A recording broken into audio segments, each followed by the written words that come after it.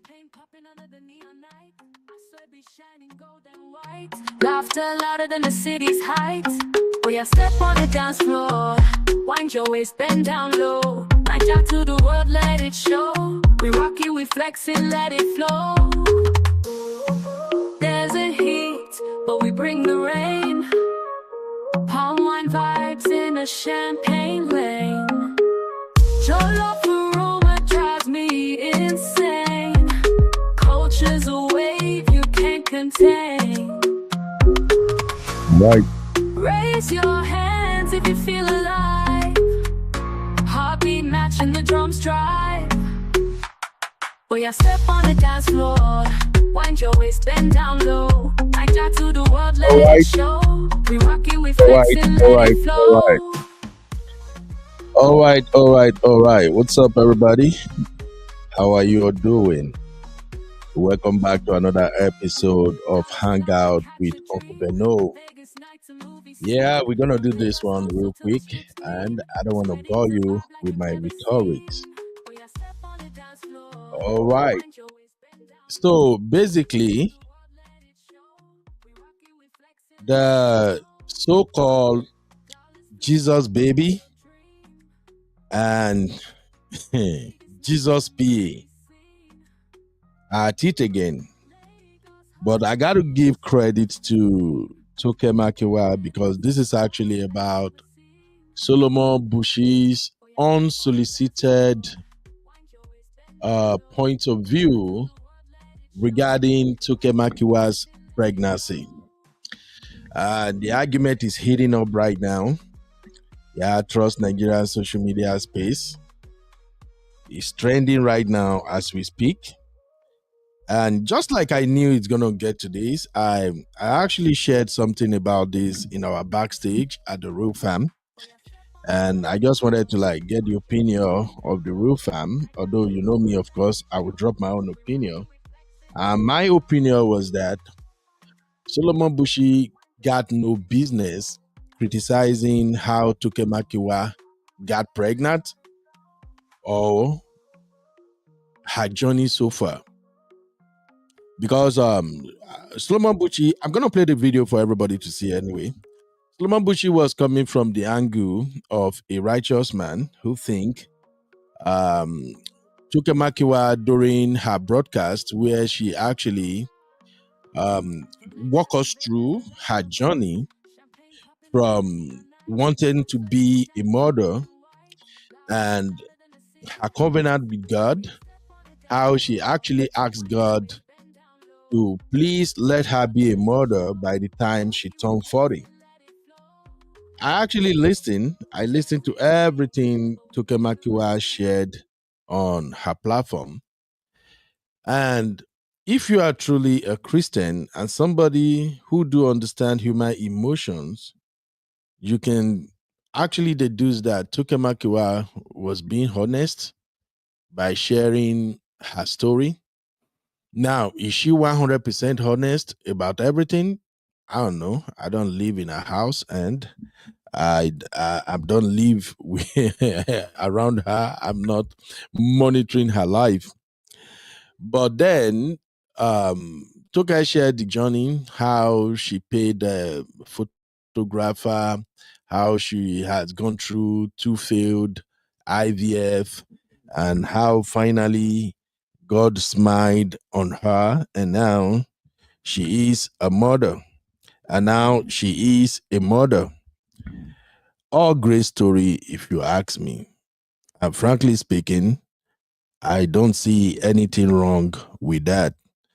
That is her desire, and that is her communication with God.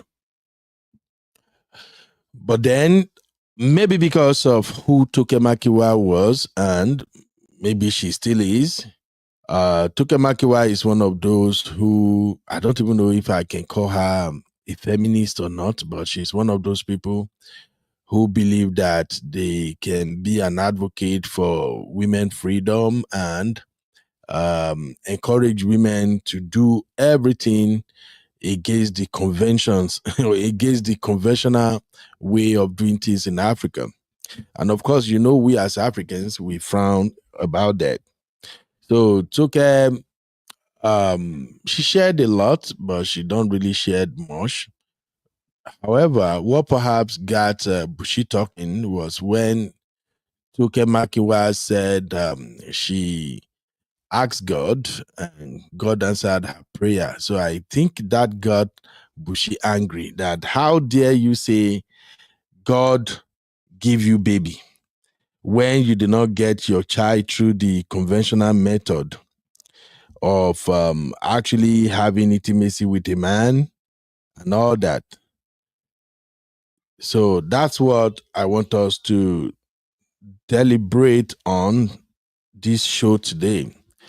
I would like to really get your take if you think Solomon Buchi has a point, and if you think it is Solomon Bushi's right to play God's advocate. Because I don't tire for my Niger brothers, especially this Bushi of a guy. Bushi himself is not perfect. He has a lot of question marks on his own head. From what we gathered, um, Bushi wife came all the way from UK to marry him, and he has said some nasty thing about his wife. And of course, according to the news flying on social media, Bushi is actually living with his wife in UK. I guess the wife rented apartment. And if we have to measure Buchi with the same yardstick she's using to measure Toke Makinwa, then I would have asked Buchi, where is it written in the Bible that a woman should pay for her own wedding, mostly cover most part of her own wedding, and then a man should move into his wife's house, and if he really want to go that route, we can begin to say, okay, let's go down to business. As you are shading other people, since you are the righteous man, let we also examine your own life if you are Mr. Perfect. Because one of the things I really don't appreciate on this internet space is the men who usually think that they have strong opinion regarding how a woman should live their life, especially in this time and age. Now, I can agree in principle and in culture and tradition with some expectations from women, but still, if a woman chooses she want to go in opposite direction, that's her business. So on today's show, I really want to know what exactly is Bushi's problem. I like to know. Every time I come across his content, he's either dragging somebody or dragging someone else, and always presenting himself as this Mr. Know It All, who is of this standard above everyone else, who more or less is in a position to judge what others are doing. He's still my Nigerian brother. I don't have to drag him, but I just want us to learn. All right. That is my first 8 minutes of what we got going today. So we're going to talk about Buchi versus Toke Makinwa, Jesus baby attacked by Jesus PA. So in case you are still wondering who is Jesus baby, Toke Makinwa is the Jesus baby. They got that slang, that thing going on in Nigeria now, where many girls who are struggling with finding husband or who had lived certain lifestyle before, and now the lifestyle is coming back to bite them. They now kind of form this woke Christian thing that they call themselves Jesus baby. You know that what Jesus got me, all right? Then if you are wondering who is Jesus PA, that is Buchi. Anybody who makes themselves gatekeeper of heaven, who try to tell others this is what Christianity is, this is how the Bible says you should move, this is that. If you are not a pastor, then we can call you Jesus PA. Yes. As far as I'm concerned, the people who can actually hold others to what we can refer to as any semblance of standard in Christianity, those should be shepherds, they should be clergymen, pastors, not you and I. Okay?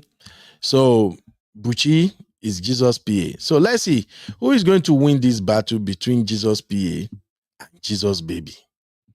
I know my sister's Sissy is like, no, this should be done the right way. I absolutely agree, but here is something I want us to consider.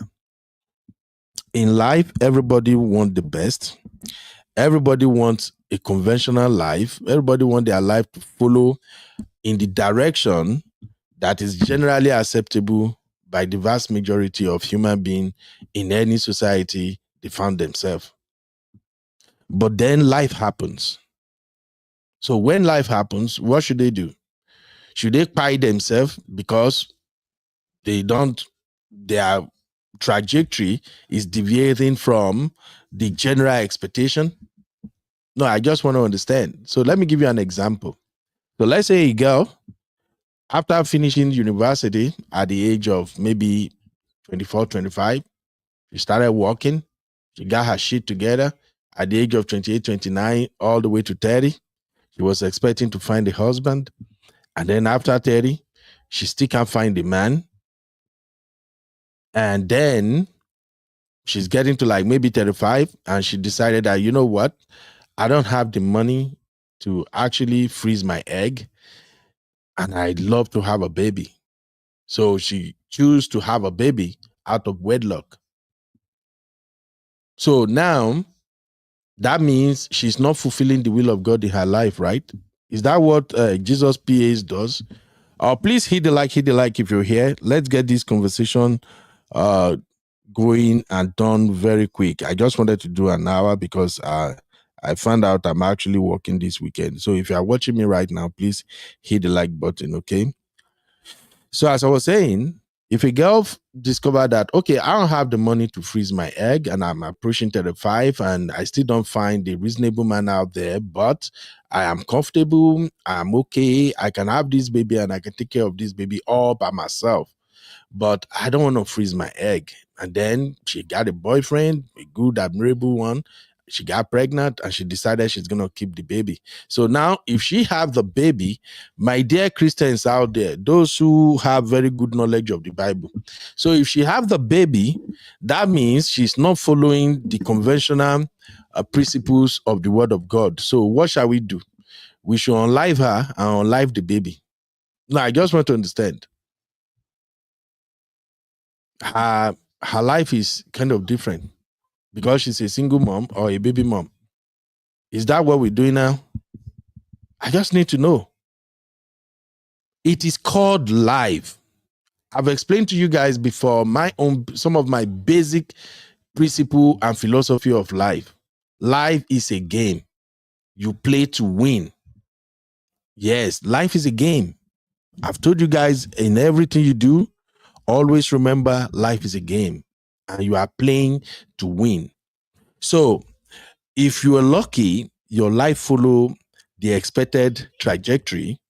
You go to school, you finish school, you got a good job, you find a husband, you got married, you have your wedding, everything worked out perfectly after your wedding, you got pregnant, you got your baby number 1, number 2, number 3. Yes, you and your husband, you become millionaire, you buy your fancy houses, your luxury houses or cars or everything.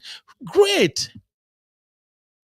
But then, if your own life isn't following this trajectory, does that mean you shouldn't find happiness? So please, all the Jesus PA in the building and those who might get to see this particular show, tell me in the comment, what should people who life doesn't follow the worldly expectation, what should they do? They should stop existing. They should just buy. I just want to know. So if you go to school, you intended to be an accountant or maybe an engineer, and then after school, you graduated as an engineer, and then you found a job, and all of a sudden you've realized you really don't like this job. It's like Every time you go to work, you are thinking of how to quit the job. You are not just happy with the job you're doing. And then out of the blue, you find acting. And then you started acting. And then acting started paying way better than your engineering job. What does that mean? So people should criticize you because you are now living your life without being an engineer or working as an engineer. That I just wanted to understand it, please. So if we bring this home to Christendom, I think we Nigerians, we are doing too much when it comes to Christianity. And I'm going to be brutally honest right now. You Nigerians that claim you sabi too much when it comes to Christianity, you are not there when they started Christianity. Christianity is a foreign religion. It was brought to us by colonial masters. If you want verse you, make it verse you. We are doing too much. You weren't there when the Bible was written. The Bible is a compilation of people's story. And if I have to be brutally honest with you, some aspect of the Bible are actually manipulated. I've said it here before. What you are reading right now are editions upon editions of the Bible. Every time you have a new version of the Bible, something has been twisted. The Bible was originally written in Hebrew, and then it was translated to English, and then somehow you still don't see that Christianity is a religion. It's not something that says this is how it must be by fire, by force. So if you agree to be a Christian, just know at the back of your mind that you are embracing the practices of other people's religion. That is not our African religion. Let us cut this crap. We Africans are always claiming to know too much. We don't invent shit. Every time, this one open Bible, that one open Bible, they twist it up and down. They use the Bible to manipulate people all the time. We claim to know too much. I go to church here in America. I've attended African church. I've attended Oyinbo church. None of them are manipulating the Bible. But when it comes to Africa, Africa is where you people manipulated the Bible all the time. What the fuck? Everybody is interpreting the Bible here and there. And when you want to interpret the Bible, you use it to judge other people. What is wrong with us? Am I supporting Toke Makinwa's decision? Hell no. But I love what she did. And let me explain. The reason I like what Toke did is that I've always preached happiness. Yeah. In case you don't know. Oh, sorry, guys. I don't rant. So I don't even recognize my people. More than no verse. Because it be like this Buchi is getting into my skin today. The link is in the chat. If anybody want to contribute. So like I'm saying, I've always preached happiness. You got to be happy. Even if you can't find husband, even if you are waiting for your baby and you are not pregnant yet, you still got to be happy. Because the moment you remove happiness in your life, that is when wahala dey come. That's when you're gonna become depressive. That's when different things will begin happen to you. Now that time you go get money, the money will mean nothing to you. So I've always preached happiness. So if a girl tried to get an husband and she couldn't find a husband, does that mean she doesn't deserve to be happy? If a girl wants to be married to a man and she just couldn't find the man that fits her expectations, so we should take her happiness away. Is that what Christians are doing nowadays? I just want to understand. Is that what Christianity is all about nowadays? Hey. Oh, I see. So, if Toke Makinwa decided that, It be like say I don't fail. Oh. My marriage crashed. Since then, no relationship is working. And I really want to be a mom. And if you watch her video, even though she was not categorically stating it, she admitted that she had been in several relationships after her marriage crashed. None of them work. And I'm not surprised. Because with the way Toke talk, the way she carry herself, I really don't see a high valued man. I'm not talking about high net worth man. I mean, I really don't see a high valued man settling down with her. And that's okay. But if she said, you know what? Okay, I agree. I can't find a husband, but I still want to be a mother. And I'm going to do everything within my power to make sure I have my baby. If that baby gives her happiness, who is Buchi to now say, no, you didn't do it according to God's standard. This is how God wants you to do it. Are you freaking kidding me, bro? Tell me. You, Buchi, in your own life, when a woman, I don't know how you guys met, whether online or wherever, when she did everything to come and marry you, I even heard that you manipulated that one way or the other herself. Even if we can't confirm that, allegedly, it was in the news that somehow you manipulated her. Somehow you felt that maybe because she's in the UK and there's no husband, she was desperate. Okay, all that aside, tell me in the Bible where it says that when you marry a woman, you should move into that woman's apartment and then sit in an apartment that a woman paid for, and from there you are judging every other person on the internet. Once anybody do something, you turn your camera, you carry your podcast mic, you start giving them standard. That is not how it's supposed to be. You got to move like this. Bro, you're doing freaky too much, bro. Shit. Welcome everybody. I see you, M. Jones. How you doing? How is everybody? Mercy Kendra, my sister O'Shea, how you doing now? Let me just read your comment. Even if anybody is not coming to the studio, that's okay. I just wanted to quickly put this out there. Hey, Zeno Mama, what's up? How you doing? M5, how about it now? It's been a while, oh. You know even they go live when are the day I wake. And by the time I go wake up, I'll say you don't go live. You know, Mama, I carry my coconut head. Come your shoe. All right. Welcome, everybody. Yeah. Is that Bama Prince Will? How are you doing? Where is my glasses? I thought I bring my Ojugo. Okay, my glasses is not here. All right, I'm gonna read some comments and then we're gonna get this going. But first, let me show you what really went down. And after that, we're gonna get down to business because I don't want peace. I want problems always.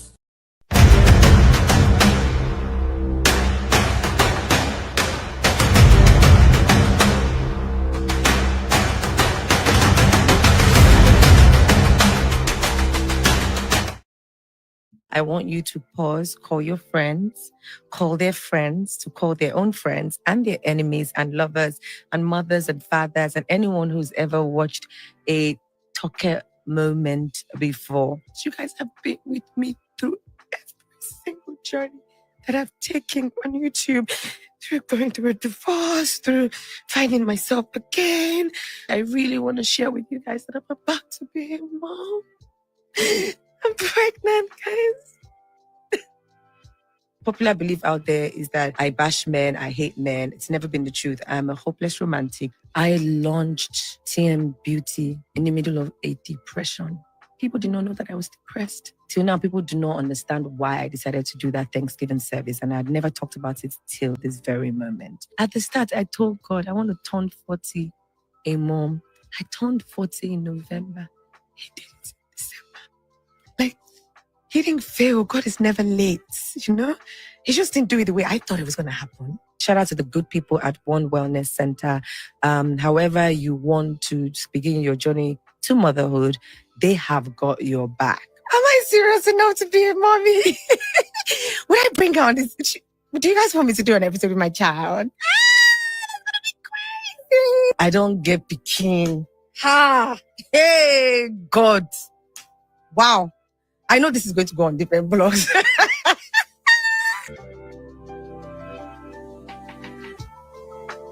All right, that was the video that started it all. Toke Makinwa actually shared that video on her YouTube channel, and she went ahead and actually explained her journey so far. Now, I'm going to play another video that really brought this argument up, okay? Take a listen to this video. At the start, I told God, I want to turn 40 a mom. I turned 40 in November. He did it in December. Like, he didn't fail. God is never late, you know? He just didn't do it the way I thought it was going to happen. Hello, Seeing Luashi. beauty in the middle of a depression. People did not know that I was depressed. Till now, people do not understand why I decided to do that Thanksgiving service, and I'd never talked about it before. You guys have been with me through every single journey that I've taken on YouTube, through going through a divorce, through finding myself again. I really want to share with you guys that I'm about to be a mom. I'm pregnant, guys. All right. All right. So, you have to go to her page and watch the full episode where she explained everything. Now, this other video trended a while ago, and people was kind of assuming that she has found love, or maybe something is going on. But here is the thing: I, with everything Toke Makinwa said, I really don't have an issue. Perhaps maybe it would have been better if she speak about anima in her life. The only thing, as a dad myself, I've always been a strong advocate that there should always be a father figure presence in the life of every child. So if Toke did not come out and tell us who's gonna play the role of a father figure in the baby's life, well, it's our choice, but that's the only reservation I have. Every other thing is none of my freaky business. I'm sorry. Okay. Now I'm gonna show you another video that is actually creating all this problem right there on social media. And that is the video where Buchi appointed himself Jesus PA and criticizing Toke for her choices. Take a listen. To pursue whether they are godly or not. Now, I'm not saying there is anything ungodly about having a child, but you're having a child outside of wedlock. You are not married. So there is just no need bringing God into that. There is no point trying to spiritualize it. Honestly, you can give your testimony without implicating God's word and his standard. Just say that you really wanted to be a mother and now you're about to be a mother. Maybe you're a mother already. There is no need to infuse God into it, because according to God's standard, the only right way to be a parent is in the premise of marriage. Of course, some people have made mistakes, and that's absolutely fine. That does not define their life. But sounding as though you intentionally planned to have a child outside of wedlock and then trying to spiritualize it and bring God into it, I'm actually happy for her, but let's not bring God into it. I'm happy that Toke is having a child at almost 40. It seems like it's something she's really desired as a woman. But I have a problem with mixing Jesus and God with it. I was watching a clip from her podcast and she was talking about how she had an agreement with God, or she prayed to God that she really wants to be a mother. As a Jesus girl, a Christian, we need to be very careful with how we mix God with our personal decisions that we've decided to pursue, whether they are godly or not. Now, I'm not saying there is anything ungodly about having a child, but you're having a child outside of wedlock. You are not married. So there is just no need bringing God into that. There is no point trying to spiritualize it. Honestly, you can give your testimony without implicating God's word and his standard. Just say that you really wanted to be a mother and now you're about to be a mother. Maybe you're a mother already. There is no need to infuse God into it, because according to God's standard, the only right way to be a parent is in the premise of marriage. Of course, some people have made mistakes, and that's absolutely fine. That does not define their life. But sounding as though you intentionally planned to have a child outside of wedlock and then trying to spiritualize it and bring God into it, I'm actually happy for her, but let's not bring God into it. I'm happy that Toke is having a child at almost 40. this guy, to be frank, those who know me very well do know I always support my own African brothers and whatever they are doing. But there's just something weird about this guy. There's just something weird about him. I cover his wife with the blood of Jesus. Yes, I said it. I cover his wife with the blood of Jesus. That woman don't take him money, go marry Wahala. I'll tell you why. Men who sit in their corner of the house and play God, judging other people, they usually start by judging their own wife, their friends. Men like this, you can hardly get things your way with them. I'm so sorry. It is what it is. He's telling in his character. I'm really sorry for that woman.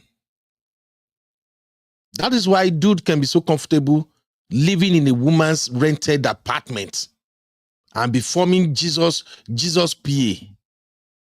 How long has he been in United Kingdom now? Is it not up to a year or two already? 2 years, Mary. Thank you, my Abby. And yet, he still can rent an apartment and move the wife into it. And you sit right there, judging every other person all the time.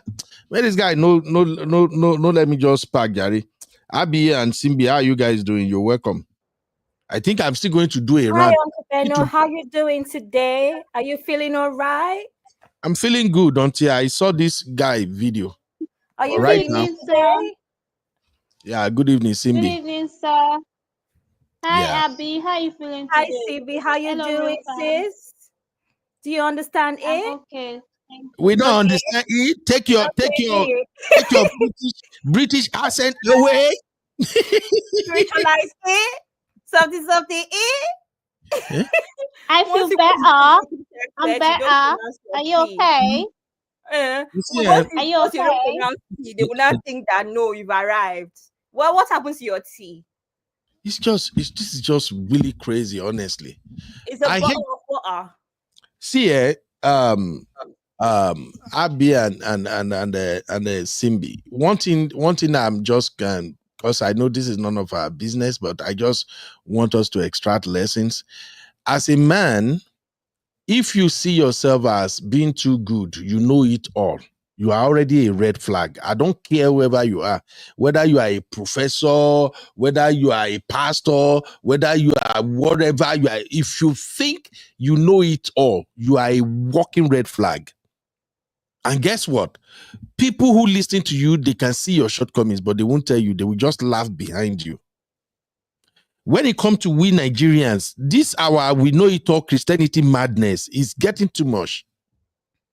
Now Nigerian Christian, now then go gossip people, now then go judge people, now then go church, create wahala, do all kind of stupid things. Nigerian Christians. Yet now then go judge other people. That's why I say for me, thank God, I thank God for who I marry. I already talk about mama. The day when my spirit no go church, just leave me, make I do my lane. The day my belly say, okay, I go serve my God, let me go serve my God. I used to like to be very active in church. But I think it was in 2004 to 2005, when they assigned me to church treasury department. You know, when they do offering, do tithe, do everything, that money when Usher go bring, the office when they go bring and come, now there they assign me, now there they work. So now we they sort the money, they cut everything. When I hear what did they come out of some dicky mouth? When I see what is actually going on in church, now since then, anytime I go to church, don't include me in nothing. I come to church, pray to my God, I dance like Mumu, do whatever I want, relate to my God, and I go to my house. Don't put me in choir, don't put me in media, don't put me in no shade. Because our people are terrible with this religion thing. Let's call it what it is. Now them many of our people where they claim say now then go church path. Now them be the worst set of human being in this life. Always judging other people, but they don't see themselves. Let me just come to you, Abby. What's your take regarding this Buchi running his mouth on Toke? How is Toke life his own problem? Who assigned him Jesus special advisor to all the people in the world? Uncle Beno, Abby is not in the studio. She Oh, stepped out, okay. so Maybe our network. yeah. No. Do you see No, these not things? network. Do you watch this video? Yes, sir. What's your Yes, sir. take regarding? I cringed when I watched the video because I don't know why he's out here being Jesus' mouthpiece, being a Judge Judy. No offense to Judge Judy, but he's doing too much. He's doing way too much because I don't get how you know what God's plan for Toke is. Why can't you just congratulate her and move on? Nobody's life is perfect. Nobody is a saint, no matter how nice you appear out there. And then him saying that she shouldn't bring Jesus into it, for Christ's sake. Why not? She's a Christian. And if she believes that, oh, this is God's handwork, what's wrong with that? She's 40. And Right. now you don't know her journey, you don't know what she's been through trying to have a child. And she has been married before. It's not like she was never married. It didn't work out. Okay, fine. She's moving on with her life, and you're out here using Christianity to troll her. He's a troll, actually, hiding under the umbrella of Christianity. Oh, I know what is best. Bro, if you really know what is best, maybe you should be the head in your family. Wear the pants, because right now you're not wearing the pants. Your wife is the head. You're just there every day setting ring lights, talking, and just judging people as if Yeah. you don't have your own flaws. It's not fair. She has been through a lot, and I'm happy for her. Congratulations once again, sir. Okay, Yeah. thank you, sir. Yeah. You're welcome. Abby, are you back in the studio now? I think Abby is a little busy. All right. Now at the backstage, me and my sister Sissy first start safe. So one of the argument I had in the backstage is that people pray every time, because what Bushi is hammering on is, why should Toke include God in her testimony? If you listen to that testimony, Toke assigned a lot of praises to God for what happened. With Bushi saying, why would Toke include God in her testimony? That in itself tells me this guy is not a Christian. This is one of those fake Christians. Because in the backstage, I make reference to something. I said, even armed robber that rob banks, that rob people on the road everywhere, they also pray to God before they go on their operation. All those people you see in Nigeria that will come to church, when pastor will say, I want people who can give me 1 million naira. I think recently, Papa Adebayo said, Baba Adeboye said he want people who can give him 1 billion. Those who can give is 100 million. Those who can give. All those people that are giving those 1 billion, 1 million, how many of them do you think got their money legitimately? Do you think, even in a church as big as the Redeemed Christian Church of God, do you think people who made legitimate money as redeemed plenty in the whole world? I'm not talking about the shady one that are collecting contract or scamming people up and down. I'm talking about people who actually created businesses, legitimate businesses. You can hardly find 20 of them that can give 1 billion in church, even in Nigeria. So I'm not talking about those set of people, because in the church now, The people who are coming to church to impress people with money. I just buy a car for my pastor. I just do this for the pastor. So you hear pastor now will tell you a church member just bought me a private jet. They are deceiving you. They are lying to you. Dangote is the richest man in Africa. How many imam or pastor has Dangote bought jet for? How many church or mosque has Dangote went to donate 10 billion, 1 billion or 5 billion naira? Because that's the example I can make. Otedola has legitimate wealth, as rich as Otedola. Otedola is a Christian. How many times have you had Otedola go and donate 1 billion in one place? Am I with this our Christianity? I'm righteous than you think.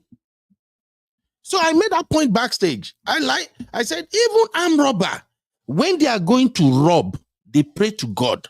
Say, Baba, we are going, this operation we won't go do. No be say we like to rob people. Now this economy we no good. Baba, God, I beg. As we they go like this, we don't want to shoot anybody. God, I beg. When we appear, once we shakara them, then they just give us the money. God, as we they go, no let police catch us. Even if police they come, maybe we don't work out before they show up. In the east, in the west, in the north, in the south, the people who are kidnapping, you think they are not praying? They pray. Wicked people pray every day in your church.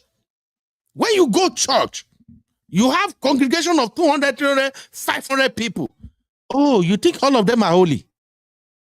All of them are not doing one shady thing or the other. Oh, they are all going to heaven, Abi. All these your mother-in-laws that are making the life of their daughter-in-law miserable. You don't see them in churches, right?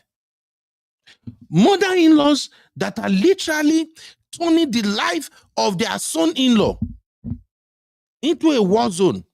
You don't see them carrying Bible, right? They are not fasting.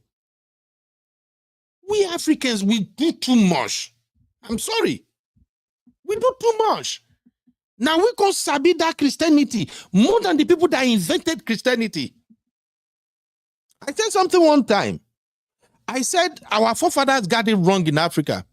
The moment Oyinbo come and they introduced Christianity and they started throwing away our juju, our orisha, our idol, everything. That's where we lost it. Yet the same Oyinbo that come to you and told you, throw away your idol. Don't worship your orisha. Don't worship that. Yet the same Oyinbo carve all kinds of idol. All kinds. You see, go everywhere. You see everywhere. The same Oyinbo carry white man. Then you say, see Jesus. This is who is Jesus. And you accept. We are doing too much. I'm not against religious practices. All I'm saying is, know God for yourself. Worship God in your own way. Don't judge people. If anybody say, God has done this for me, and they are sharing testimony, it is not in your place, like Buchi, it is not in your place to say, why do you involve God? So me, where we say, now anytime where I want to go church, now they go church now. If I come out now, can't share testimony to you, how God did miracle, you go say, I know deserve the miracle, Abi. I'm just saying. Last month, something was stolen from me. Let me just be candid with you. Something was stolen from me. Something worth $75,000. It was stolen. For like a week. I'm just like, hey, can this be real? Is this really happening? And yet I come online every day here, doing live show, and I'll be laughing, I'll be playing. But y'all don't know what's going on. Then one day, I'm just like, you know what? This shit will not rob me off the vacation I've already planned with my family. So I go to my own private corner and I call out to God. I'm like, Baba, You see me finish, oh. Now you tell me, say, make I follow this line, and I follow the line. Now, bad people won't take this thing away from me. Oh. If you say, now, so you go take waka, I leave it to you. But if you know, say, now, you give this to me, say, my stress, my wahala is worth it. I'm expecting miracle. And I enter house.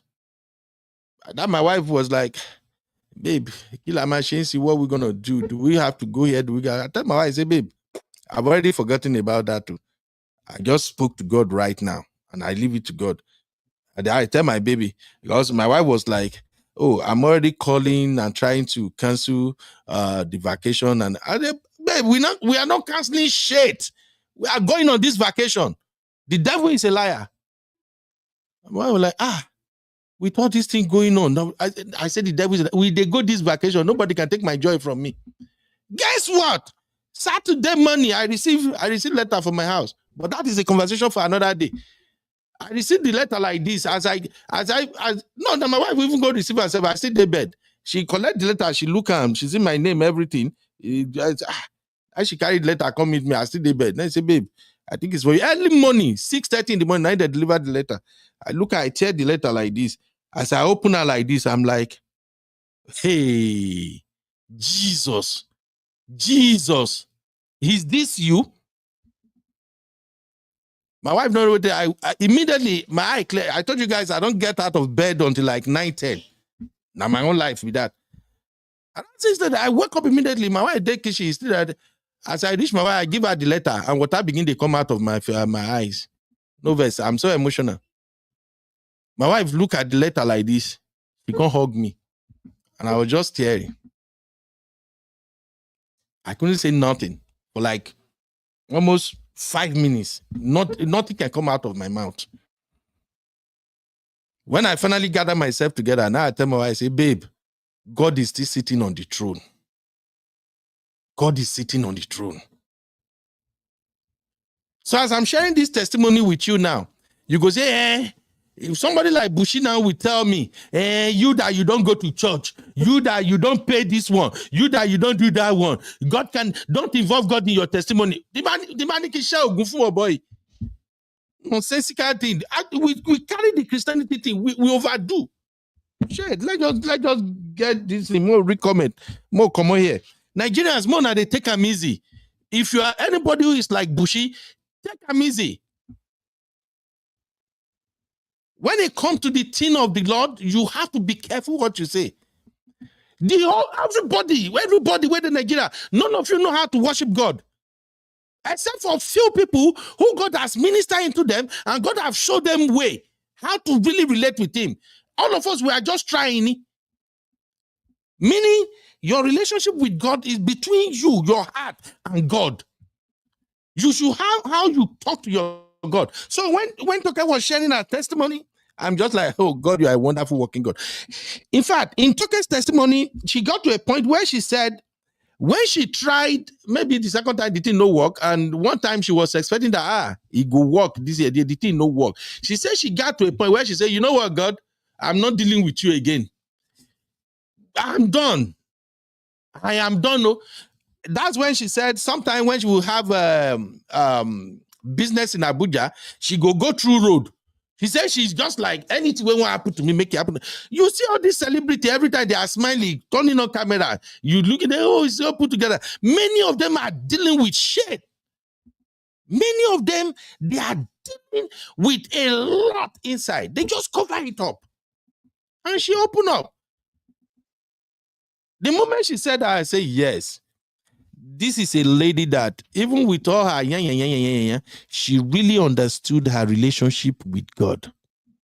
Because if you are a true Christian, if you are serving God with one mind, one heart, one soul, if you try as much as possible to obey God's 10 commandments, you will get to a level whereby you will understand your relationship with God. You will be talking to God.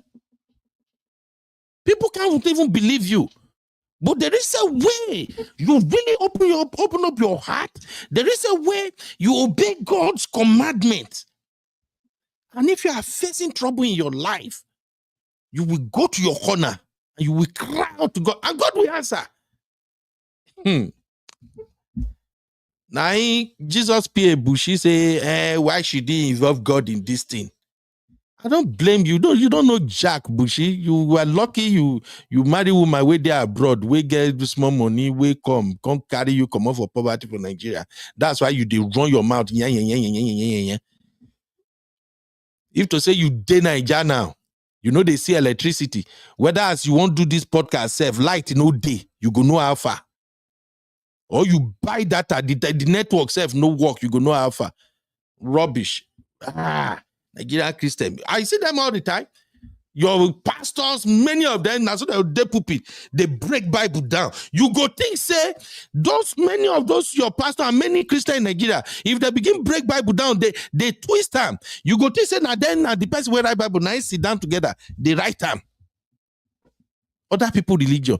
Israel, where would they shout? Not be there that they buy each other every time.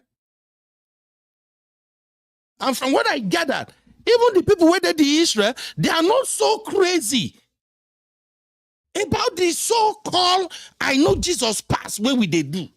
What is wrong with us?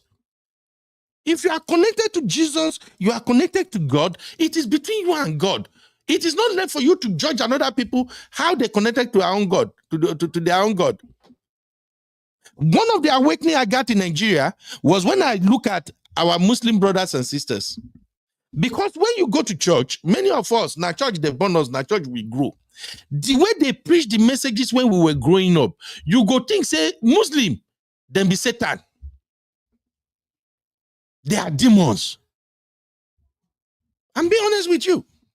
Until I started really studying the Bible myself, and I began to examine what's happening around me, and I began to realize that I see millionaire Muslim. I see successful Muslim. Dangote a Muslim. Go to the north. I have friends who live in the north. There are many millionaires in the north. And they are Muslims. They pray. Then, as I was growing up, I have friends who are Muslims. They don't joke with their five-time prayers in a day. And I saw how God is doing wonders in their life. Then I started questioning all the things they were teaching us as Christians. If truly, if you are not a Christian, you are going to hellfire. Why be say all these Muslims, they are successful? Why be say all these Muslims, they are doing wonderful things? Why is God blessing them every now and then? Now we they know too much. We go judge this one, judge that one. Then I came across some set of friends who fathers are babalawos. And they will come, they were, as at then, these guys, they don't begin they rich before even they think of us to serve. And they go say, when I went home, my daddy did this, so, wait, daddy me chef me, man fele iwe la then tibavel lo soja, man fele iwe. These guys were making it. The time where these guys, they don't buy motor, Yahoo never had a grant then. And then I begin to wonder, what is going on? If all these our reverend and pastors continue to tell us that anybody that is not shouting Jesus, Jesus, Jesus, they are demon. Anybody that is not claiming over righteousness, we should not associate with them. Do you know that there are some Christians?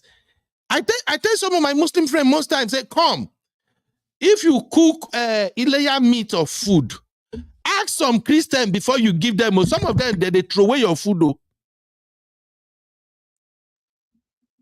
When me I did Nigeria, every layer we they rock every goddamn thing together. I be Christian.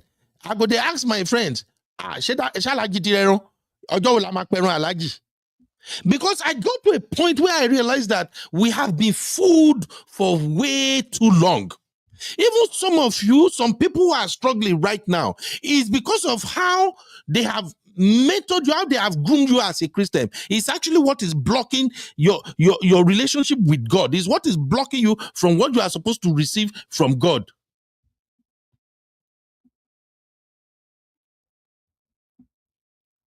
Okay?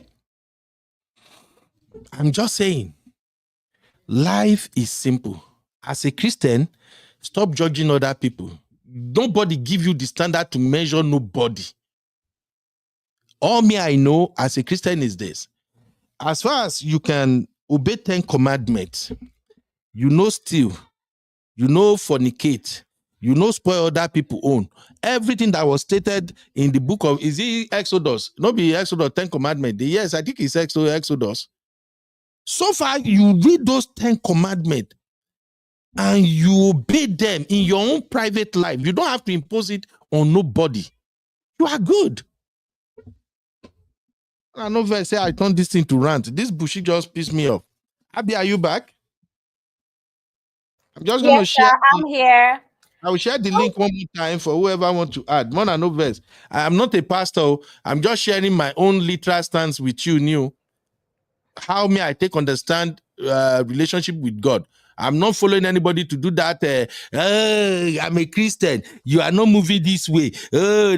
All me I know is that establish a relationship with God. Don't do anything that God will kick against, and you will see how God will be answering you. Yesterday, we ended yesterday's show when I asked a question. If a man is faithful to his wife, who do you think benefit the most? And I told you guys yesterday that in my own answer, man, they benefit the most. Because you being faithful to your wife is even part of God's commandment. If you don't cheat on your wife, you are not fornicating, you are not stealing, not even to pray to God, you come to God with a clean heart. He says in the book of Psalm 24. Or is it not written in the book of Psalm 24? Go and check it. If your heart is clean, the woman God gives you, you treat her right. You don't run around on her. The people you do business with, you don't cheat them. You don't lie. You don't rob people. You don't destroy people's things. You don't see other people advancing and you are feeling bad about it. Problem will come, yes. But when problem come, you now have the basis to question God himself. So when Toke said that shit that, he reached one point, I said, God, they your own, I did my own. Since you know answer me, I'll be doing. I laugh because me personally, I've been, several times I've been at that junction. Well, I just say, God, Babawa, you know, say I no get front, I no get back. Now only you are the core. If you allow this thing to happen to me, now you say, you not even there where you did with that. Because when you have a good rapport with God, a good relationship with God, you will speak to him like a son to a father, and he will listen. And he will show you signs. If I want to do anything right now, I always take it to God. Say, Baba, this is what I want to do. You did your hand, though. That's why everything I do, I always start small. Say, Baba, this is what I want to do. You did your hand, though. If you know, say, road, no day here. Make this thing crash, oh, make it crash so fast. Make it no waste my time. But if you know, say, this thing go work, Baba, over to you. That's my rant, guys. Abby, your take, Gary. So I think the problem I have particularly with Christians is that the average Christian is a hypocrite. And what is very funny about a lot of Christians is a lot of us have been born into Christian homes and we have maintained that religion.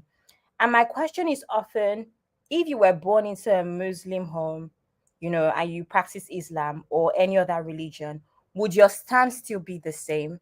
I say this to say that we all think differently depending on our religion. And a lot of times, us being Christian does not make us perfect. I do think that God himself, Jesus himself, gives room for imperfections and for us to also retrace our steps, ask for forgiveness, and do better.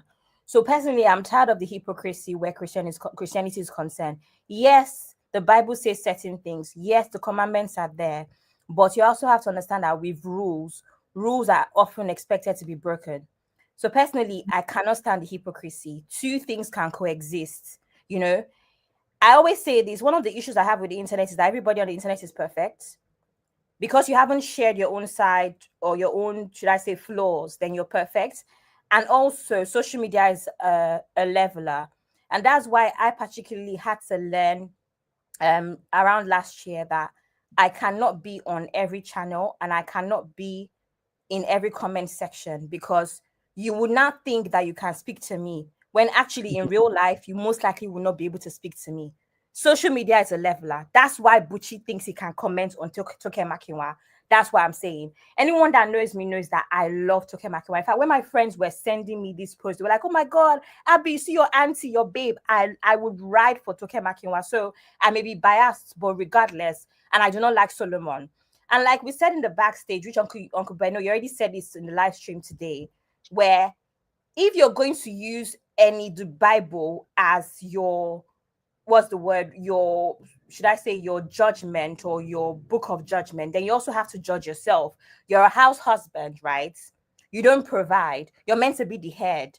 So how dare you use that same Bible and you don't apply it to your own life and the way that you live your life? Because I bet you, if you come to that conversation, people like Solomon would say stuff like, oh, it's 2025, women provide too, women work hard too. No, you should be the sole provider. Let's it apply across the board. I'm sick of it, picking and choosing when it matters. Also, the thing that annoys me about Buchi particularly is that he is the personal advisor of Jesus on women affairs. Please correct me if I'm wrong. I've never seen Solomon talk about men. I have never seen Solomon. It's always women. So he's special advisor on women affairs. That's what Solomon is. And it's becoming tiring because it is clear that he also has something against women, and I'm not going to stand for it. That's the thing. There's so much he could be using his platform for. He does not speak when men do nonsense. It's always women. What is this? What do women do to him? Meanwhile, the whole time is a woman that is providing for him. It's a woman that has brought him from Nigeria for him to have a better life. But somehow he has a problem with women.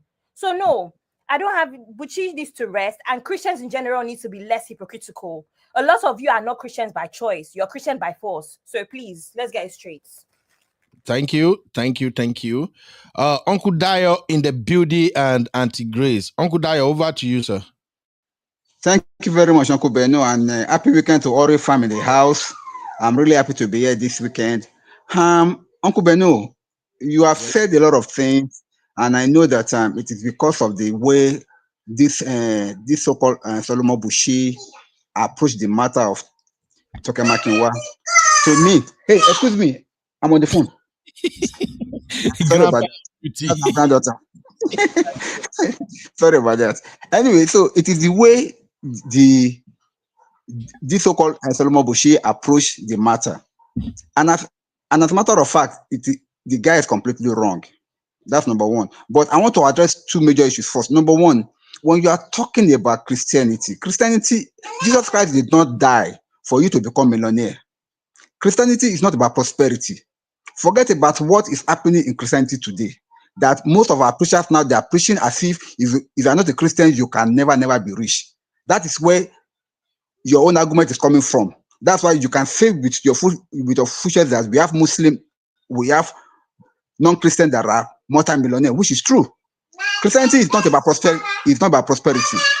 Christianity is not about being rich or about being poor. It's all about you being reconciled back to your God, your maker. Jesus Christ did not die for you to become rich. It's for you to be reconnected back to God, your maker. That's why he died. That's why I say that seek ye first the kingdom of God and everything shall be added. Of course, as a Christian, you will be rich because he said every other thing shall be added to you. But the primary purpose for Christ coming to this world is for you to be reconnected back to your God. That's why I say that you must be born again. Having said that, when it comes to the issue of marriage and having children, Buchi made a mistake by equating it with what happens to Toke. Now, I don't know the full nitty-gritty or the full story about it. God never rejects science. If science can help you to fulfill a purpose of God, please go ahead and do it, because God himself invented science. That is, if you can use science to become pregnant, we have seen couples, Christian couples, children of God, that could not make babies, not because of anything, but maybe due to one deficiency or the other.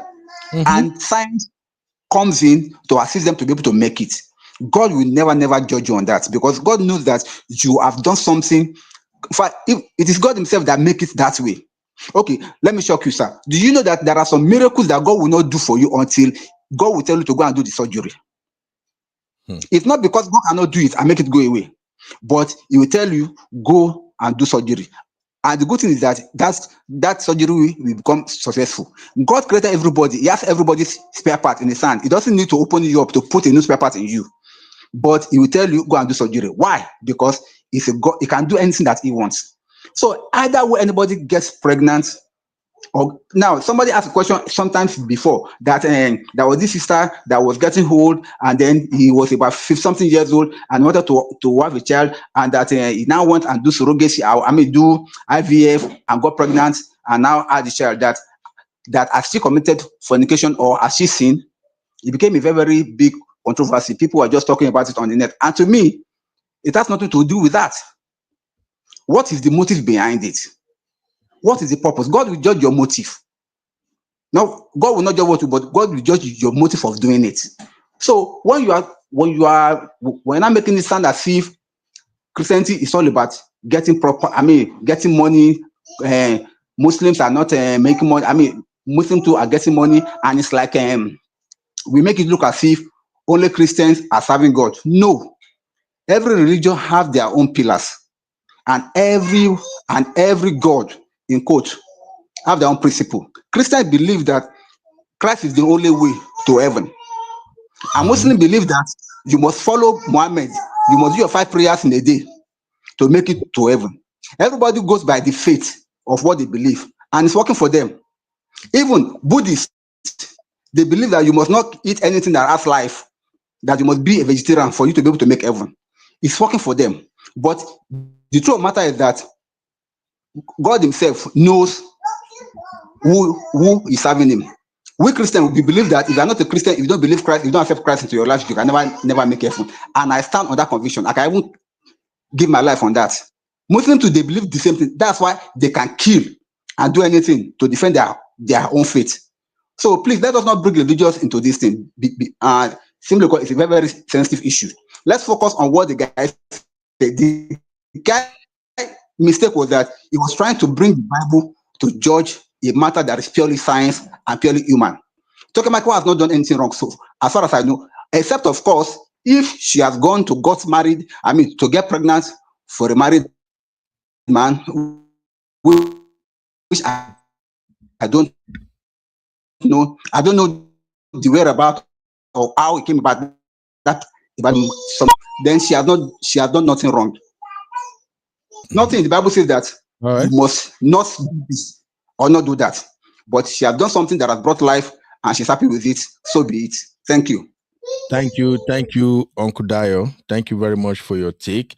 And by the way, where my small pushback for you, Uncle Dio, is where you said the only thing you will be against is if she go and get pregnant by a married man. Funny enough, as I did like this, if you are a successful woman and you know you can take care of a baby without stressing anybody, if na married man, na him dey stupid enough to say him go sleep with you, you get belle. So far you get your belle, you no go destroy their marriage or anything. I don't care. It's your life. Enjoy it. I'm so sorry. I don't care. It's your life. The first question is this. The first question you should ask is this. Is this person we are even talking about? Is she a Christian? When I say Christian, not by battle, I mean by practice. If she's not by practice, then she has not done anything wrong. That's why I said everybody goes by their conviction. Me, as a so-called Christian, as I be, I cannot do such things. To me, if I do it, it's a sin. But if somebody that is not the same way that I am, if it's not against her conscience, she has not done anything wrong. It is what she believes. Are you getting me? So what I'm trying to say now is that nobody knows her spiritual status and nobody can judge her with that. If what she does is okay with her, fine. Nobody should stand and say, no, you've done something wrong. I will not never say that. Yeah. But if she's a Christian and the Bible says that you must not do this and you went against the Bible and do it, then of course you have contravened the Bible that you claim to believe in. That's what I'm saying. But if she's not, then she's not done anything wrong. A Muslim cannot be judged by the Bible, and somebody that does not really believe in Christianity cannot be judged by the Bible. So what are we saying? That's the point, sir. All right, thank you. Thank you, Okudayo. Let me quickly go to Auntie Grace. Auntie Grace, you're welcome, ma. Please, what's your take, ma? Good evening, my people. Good evening, Uncle Benno, Mr. Dayo, Simbi, Abby, every other person in the house. Good evening. Happy weekend, everyone. Welcome. Thank you. Yeah, it's unfortunate that in Nigeria, everybody wants to use Christianity to cover face. In the first place, who made anybody a judge? A lot of women, there's a woman who I know very well, and she was dating somebody I know very well. I don't want to put out things for it to make it so obvious. And when she knew that the person she was dating was seriously having another relationship with another woman, she quickly went and got pregnant for this guy. She got pregnant for this guy. Along the line, the guy decided, okay, there's nothing I can do. She's going to be the mother of my child, and he ended up marrying her. They are married today, that's fine. And she's now going to these, what do they call this, Dr. Lukoya's church, Mountain of Fire, for down and die. And she does not see anything right with any other Christian, with any other. When she see any other girl that is having a relationship, she's condemned. And I had to like, do you even remember how you started? Yes, God is a merciful God. God has forgiven you. What makes you think that what these other girls are doing to get into their own Canaan land, that God will not forgive them? Who makes anybody a judge over anything? This Buchi that is speaking, how did she get into the pant of the woman that is feeding her? Did he not commit fornication at one point? Who made you a judge? Okay, what is actually trying to drag at is this. Oh, why are you saying you are pregnant and you are bringing God? Maybe you got pregnant, maybe through fornication. How do they get their own? This same Bible that we are looking at say, God will show mercy on whom he wishes to show mercy. We know that Christ is our righteousness. On our own, we can't do nothing. Why don't we leave God to judge everybody according to their works? Who can actually obey and keep the 10 commandments, Uncle Beno, like you said? Do not commit fornication. Do not commit this. Do not commit that. Who made you a judge? Because the internet space is a place where you can come and talk to other people without addressing your own. God bless you, man. Is this thing? This keep happening and happening among our people. You don't know what this woman has gone through until she get where she is. You want to bully her again into her early grave. And I want to ask everybody, just have a mind of your own. Whatever that is going on in the internet space, whatever you believe, know God for yourself. Have your own relationship with God. Whatever you have done, if you think is right, if you think is wrong, go on your knee and ask for forgiveness. Do not go back to that sin. God is faithful and merciful. Our people are just so hypocritical that they know how to judge others without speaking about what they do in their own closet. It's a shame. Thank you, Uncle Beno. Thank you, my sweet Auntie Grace. I think this is a very interesting conversation.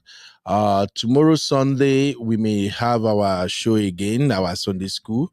And then I think I'm just going to dig into some of the hypocritical cases we have where people are using Bible to judge nonsense.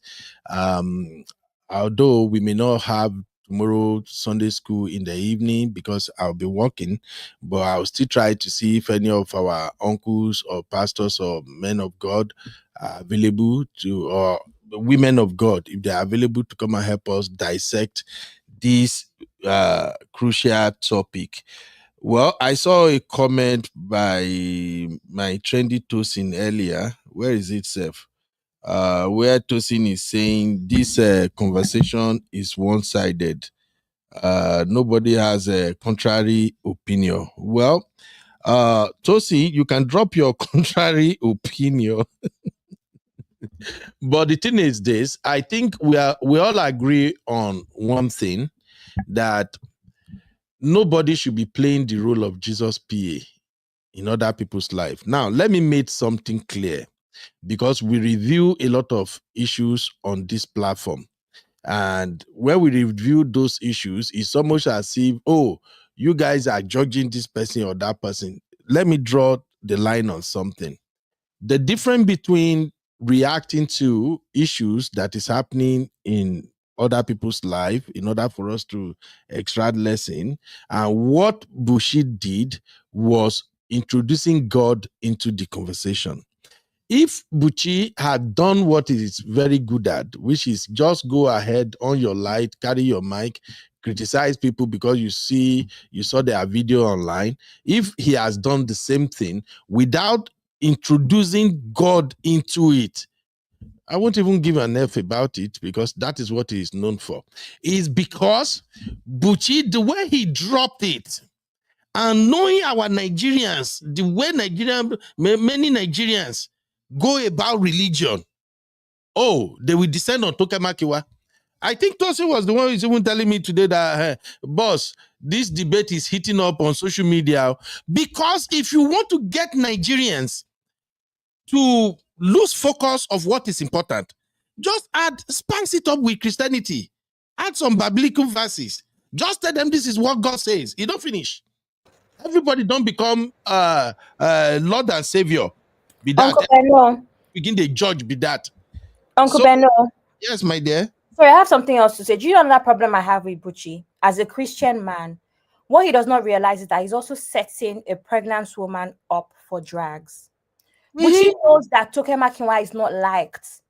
She's not liked for the most part. So when you bring this aspect of God, it gives people something else to hold on to. You have a platform that has a lot of traffic, right?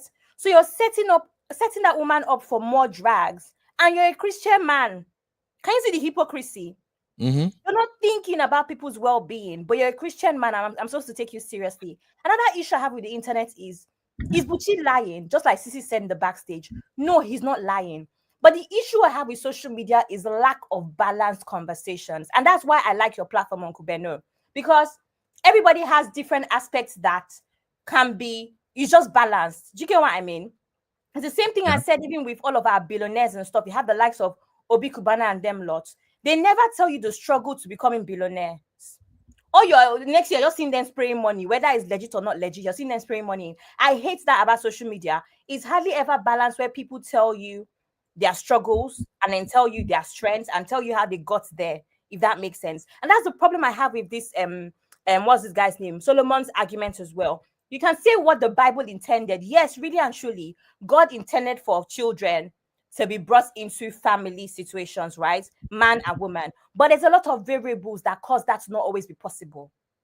How about you mention that, and then it can be a balanced situation, a balanced conversation, and it will not seem as though you're trying to be perfect or hypocritical or trying to, bash her, if that makes sense. You can say two things. Since you want to be intellectual, why not put everything on the table and teach us?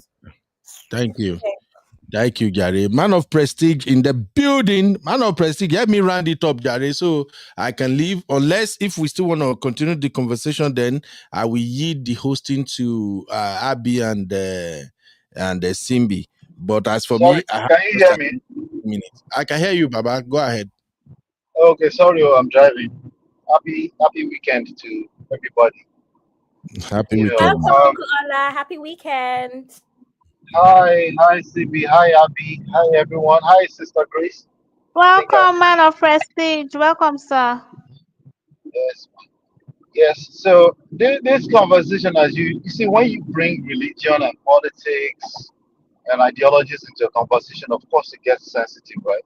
Because it's personal to people. But let me also share with people that something that is very sensitive, that we definitely need lots of emotional intelligence around. Anything that involves life and death, okay? Anything that involves life and death is sacred. That's something that has to do with the very existence of us as human beings, right? Nothing lasts forever. That's the one thing that we all owe, right? So, and also, we can determine the fate or the destiny of any child that's coming into this world. The moment we hear that a human being is being created, at that point in time, everybody should learn how to hang their judgmental, um, whatever they have going on, whatever their strongest opinions about how that child came to life, they need to hang it. It's something that we as Nigerians we struggle with. So I'll give you an extreme example. You have a teenage daughter. She got pregnant at 15. We came from a tradition where many girls can tell you this story. Came from a tradition where even the mothers would drag that girl, potentially punish the next 5 years of her life, forgetting that a child is involved, nations are involved, things beyond our understanding are involved at that point in time. See, once something like that happens, it's a call to just humble yourself, calm down. Yeah. Your scolding of that child is not going to reverse anything. In fact, you are going to create damages with that judgmental spirit. You see what I'm saying? There's a place to have a conversation about having fathers in the homes. I understand that standpoint. There's a place for that.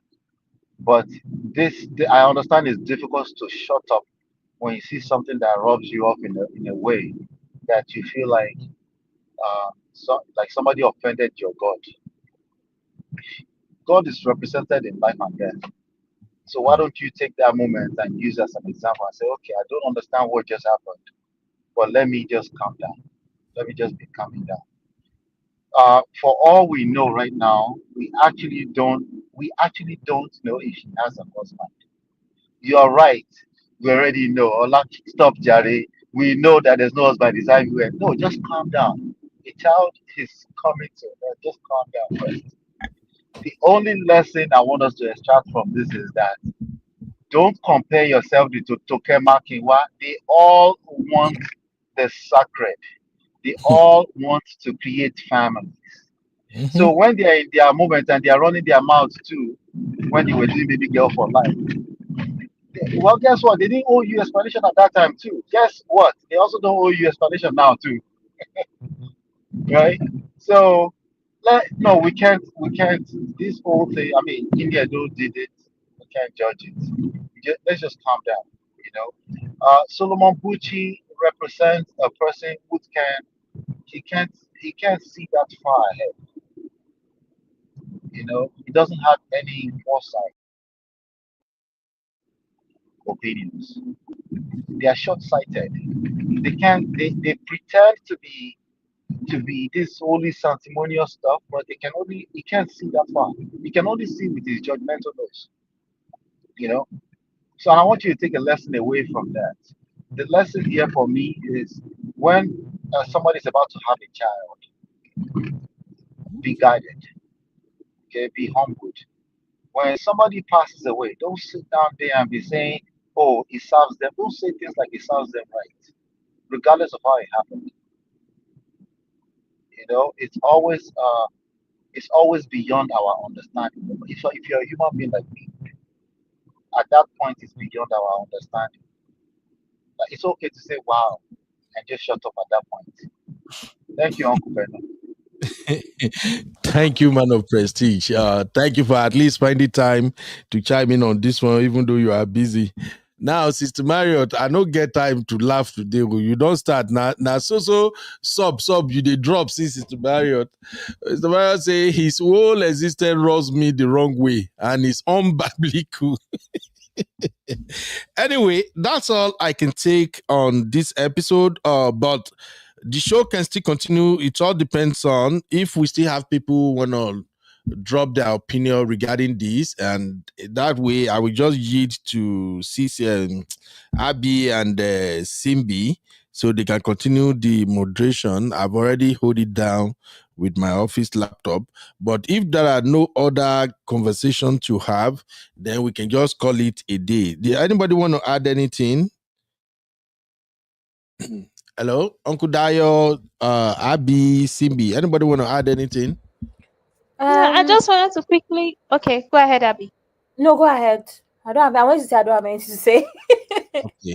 Really, I wanted to remind us that there's a place in the Bible, although I can't remember the specific scripture right now, where um as righteous as Abraham was, God still told him that his righteousness is like a filthy rag before him. So let's just live a good life. Exactly, Make sure Cindy. you make Exactly. yes, make sure you're not hurting someone. Make sure you're not the reason why someone is crying and calling on God. Oh God, this is happening to me. Just live a good life. Mm-hmm. That's it. Nobody actually knows what is on the other side until you go there. That's just it. Yeah. That's what I Thank wanted to say. Thank you. I saw Uncle another. Beno, Yes, Auntie. Oh, Auntie Grace, there. uh, yeah, I left and I came back. I had a call. I just want to say we should be kind, like man of Prestige said. We should be kind because this is a woman who has gone through what she has gone through. She knows the position she's in. So that is not the time you start throwing shade and asking and judging. God did not make any man a judge. We should just allow everybody to know their God the way they want to know God, and then let God deal with every man individually, and not we coming on the internet space to add more um, injury to what everybody has, what they are going through in their own personal space. We don't know. We should be kind to one another and stop being judgmental. Thank you. Thank you, my Auntie Grace. God bless you. Well, let me just quickly add this to this conversation. The fact that we are addressing this issue today because of Bushi's submission does not mean that I'm gonna be on the side of Toke where she start doing her shenanigans again. No. The only thing I respect so much is, if you notice, I don't like bringing children into conversation. I don't like showing their faces on my channel. And I like to respect children because I love children. So even if I don't like you before, the moment where I notice say you don't get belay, you don't born picking. You will somehow don't become my friend be that because me, I love babies. But where me and Toke figure issue, because tomorrow I feel be the one to criticize her. If Toke now go ahead and start making this a big deal, like what every young girl out there, young girls in their 20s, late 20s, early 30s, 35, young girls that still stand a chance of meeting their Prince Charming. If she now want to turn this into something, because I knew her, that is why I don't like her initially before. I just don't. I like her as human being, but I don't like her niche and her rant. If she now turns this around and now make it like, let me preach it to young girls. Hey, young girls, don't mind all these boys moving around. You see me, I did it. You can do it. If she start preaching that nonsense to younger girls who still have their entire life ahead of them, I will have issue with her. Period. But right now, Uncle yeah, Beno, yes. you know, me, I'm speaking directly to Solomon Buchi in particular, right? Mhm. The reality is that Toke Makinwa, yes, she's a public persona, right? So Yeah. she's going to get lashback, but it's not going to be new to her. There's nothing new about Toke Makinwa getting lashback. Till today, nobody has shown me a video of where Toke Makinwa is discouraging people from entering marriage. Thank you. That's exactly why I was going to I, say I now. haven't seen I haven't seen one video where she's discouraging people not to have babies. Because there's You know, no video like that. but for some reason, a lot of, especially my brothers, they've made up such video in their head. This guy, what's his name? Isaac Fayoshe was dragging it on his page. Where I thought you didn't want my guy. Like, what is this guy talking about? At least make sure you watch the video before you comment on it. You know. So No, but no, there's no defending Toke Makinwa here. She's going to get lashed back. We're talking about Nigeria. No one can stop Nigerians from judging. But but but but I'm talking to Solomon Buchi in particular because he's a public figure too, and he's been getting lashed back. And I noticed he's been adjusting too, but he needs to keep getting those lash. He's a public figure, and he's going to be mentoring a lot of young people by default because he's an influencer. Right. So nobody should look at his behavior and think it's normal behavior. No, you can't jump out here and start dragging people for getting pregnant. You can, but if you're a public figure, you too, you know what the Bible says about the same measure that you used to judge, right? Yeah. I yield. Thank you. Lastly, if you see my screen right now, I'm sharing something with you. Google is my friend. I like to go to Junior. I call my AI Bruno Junior, so I call it Junior. I like to go to my AI all the time. For those who said or who feel like IVF is not a miracle, this is for you. The cost of IVF here in America, the average cost, the national average for a single IVF cycle range from $14,000 to $20,000. Some sources suggest the cost can be as high as $50,000 or more, especially when considering the potential for multiple cycles. Now, what are the factors influencing IVF?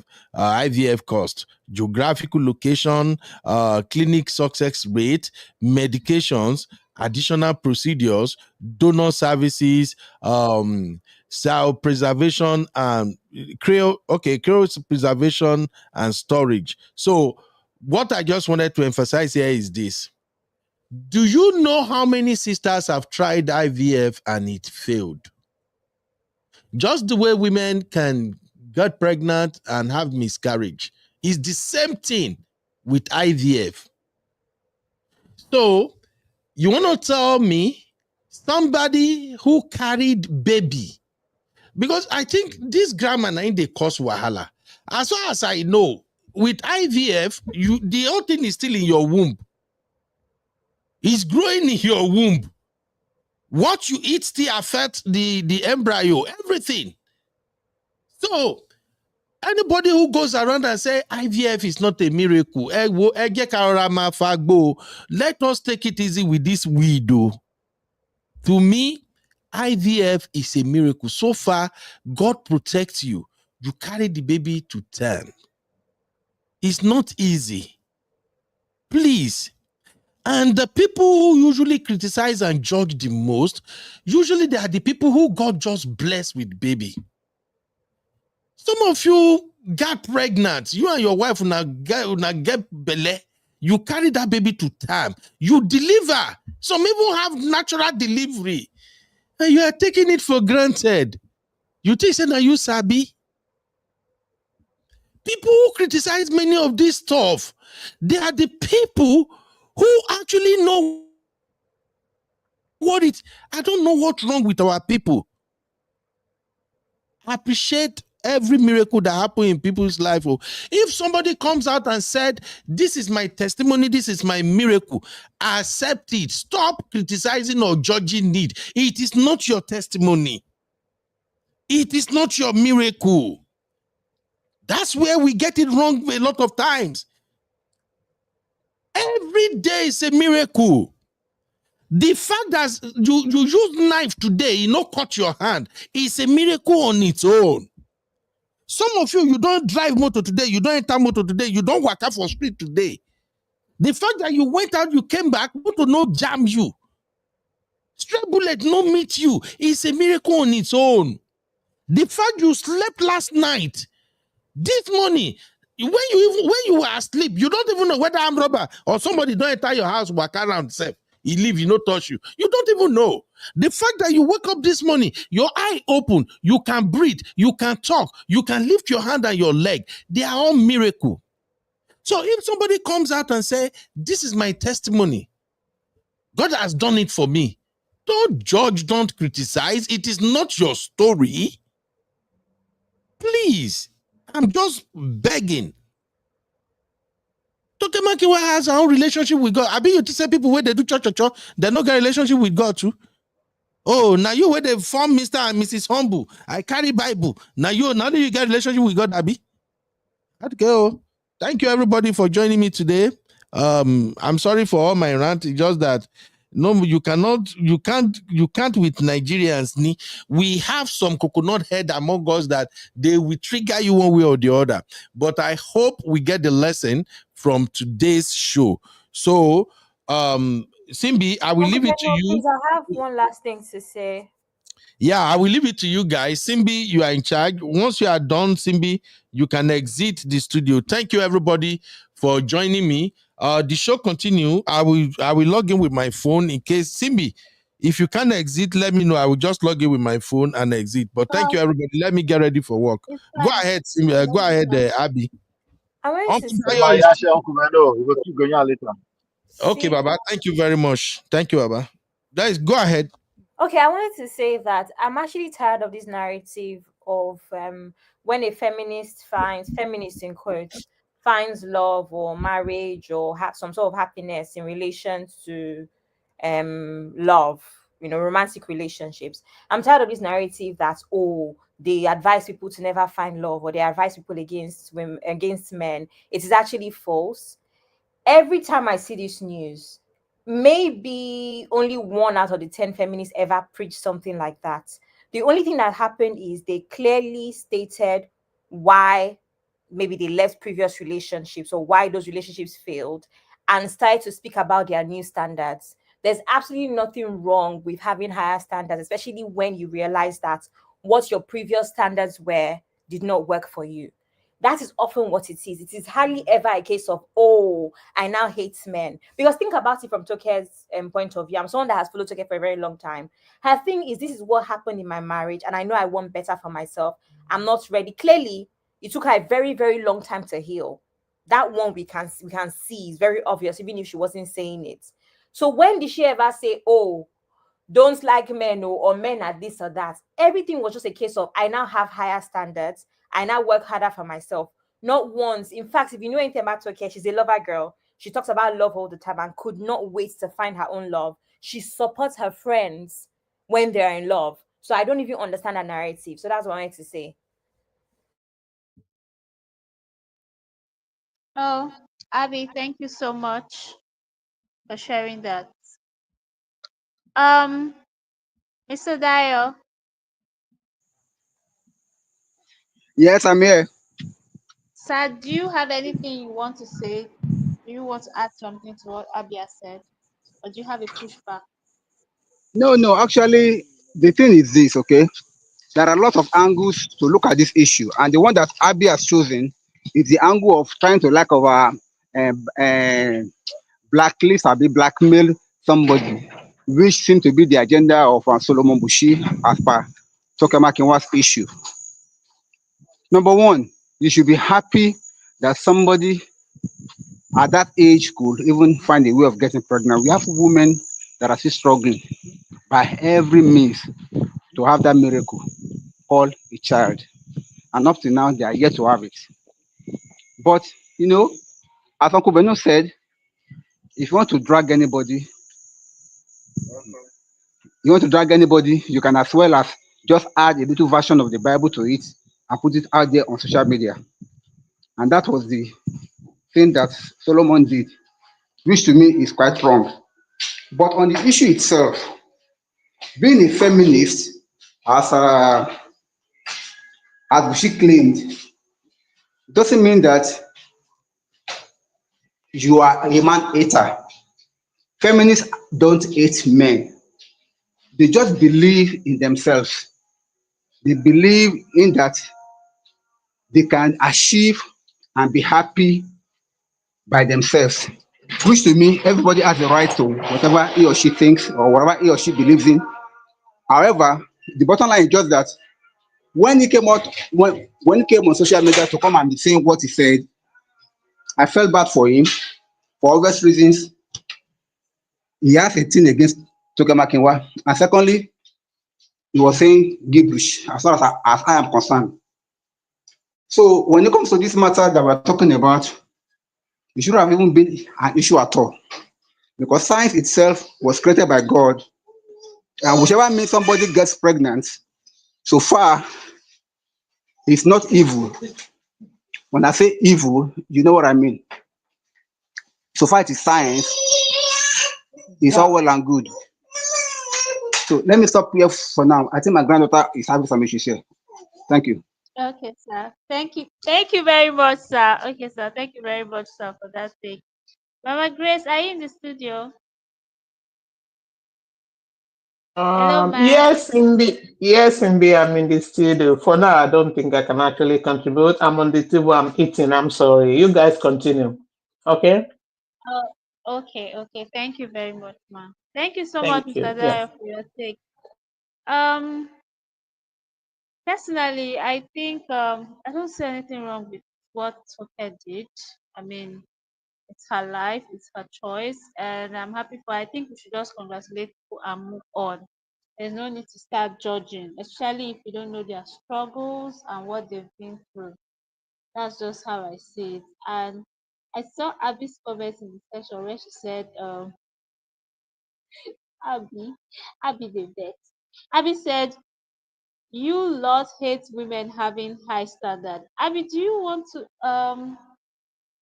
comment? I mean, do you want to explain what you meant by this statement? CB, do you know, first of all, do you not agree with my comments? That is what the issue is. Every time feminists, feminists, feminists, that's the issue. The issue is they hate women having high standards. It's not that they hate women being feminists, because actually everybody should be feminists, right? But they always think that, I don't know what they think feminism means. Don't get me wrong. I come across women's views every day where I'm just like, oh, more, this one hates men. Oh, do you understand? I know for a fact that this one is not a feminist, she's a misandrist. Yes, I know the difference, right? But they actually just take that women having high standards, oh, they don't want to settle, whether it's financially or they want a certain man that looks a certain way. I mean, see, we look at a couple lives ago when we treated that whole thing of that man in America that was saying stuff like, why Nigerian men in America don't date Nigerian women anymore is because the first thing they ask is if they have papers. Oga, as opposed to what? Sorry, what should I be asking you? When last you went to the gym? What are you on about? Of course, I should ask you. Those are important questions. It makes me figure out where you may be in life. And because personally, for me, I want a man that is ready.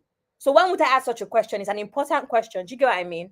And you have to now ask Yeah. yourself, what is wrong with a woman asking that sort of question? And why are you so angry about such a question? Because they do not like women having high standards. In fact, they do not like women having standards at all.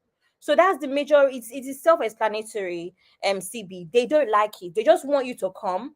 As long as you're a woman, you're, especially when you're a certain age, it becomes a case of she should be managing, and she doesn't have to. If a woman wants to be 40 and still keep her standards high, let her do that. You know, don't make it seem like, oh, you're already 30 and above, so you should start reducing your standards. So from 6 foot tall, you should not manage 5'2". And then from someone that earns 200,000 a year, you should not make it 50,000 because you yourself, you're maid. So because I'm maid, I should come and start feeding somebody's son. Please, let's be ourselves. Hey, Abby. Thank you so much, Abby. Thank you so much, Abby. TV. Give me an example of such standards that they in these conversations. Give me An an example example. is Oh, what I just that's said about earning, right? An example is what I said about earning. Another example that is Or very like common, money, like money, the money you how make. much a man Okay. earns, right? And Uncle, we've discussed these things over and over again. We do realize that some women are unreasonable sometimes. But if that's their Mm. own standard, that's their own standard. Do you understand?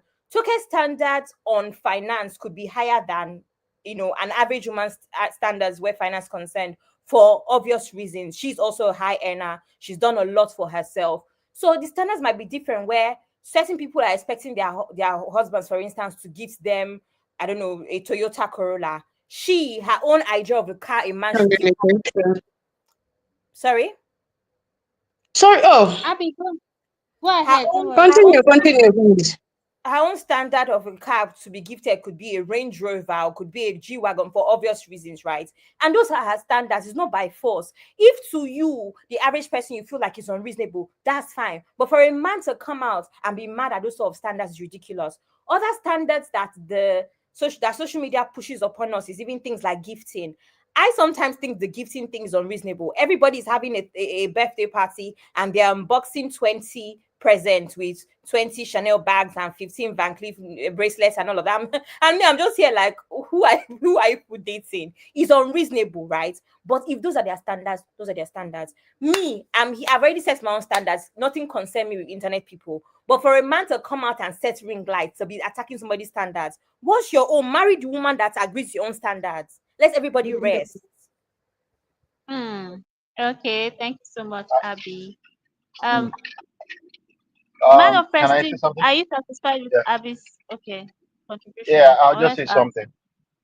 Yeah, thank Yeah. you, Jerry Cindy. See, I don't even see that what you just described. I don't even see it much as standard. I understand that they make it into a conversation about standard. I see it more as it is what it is.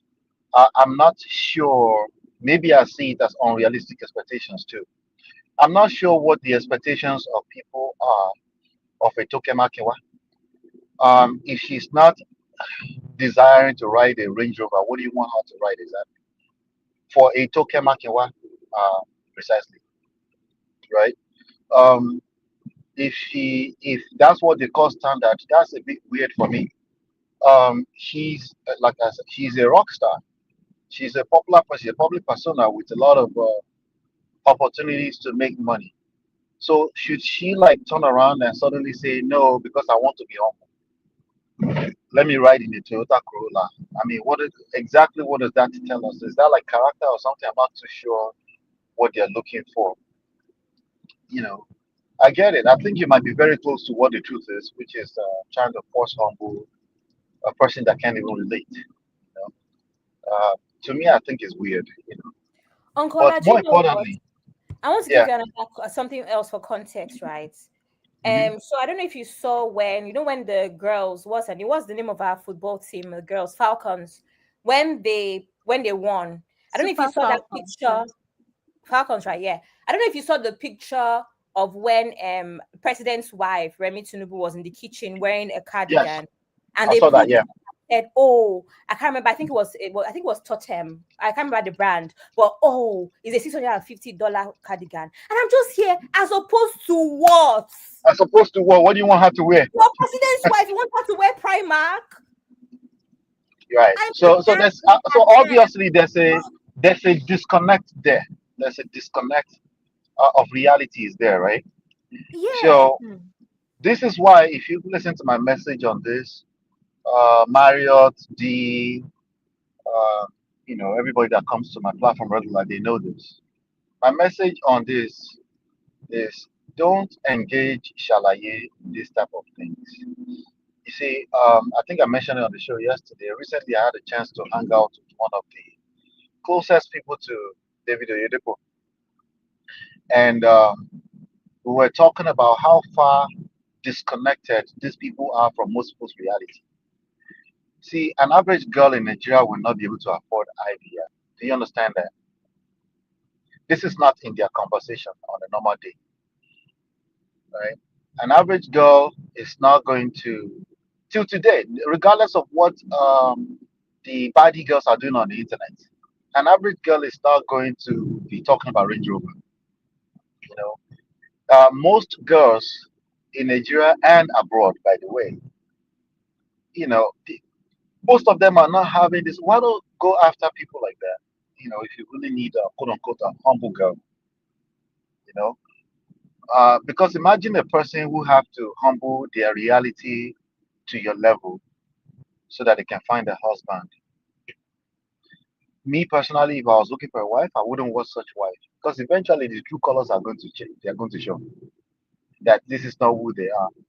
I've had topics about what's her name, copy or $10, right? The worst thing that girl could do is go and humble herself to fit into somebody's reality because she's looking for a husband. That person will collect because all they're going to do is bottle up some fake humility until it blows up in everybody's face. You know. So, but like I was saying, more importantly, let's just see it for what it is. People see one the higher you go in life, right? Which is the conversation that I had with the one of the PAs to Oyedepo, right? The higher you go in life, whatever that means, higher, right? You become an easy target for a lot of people.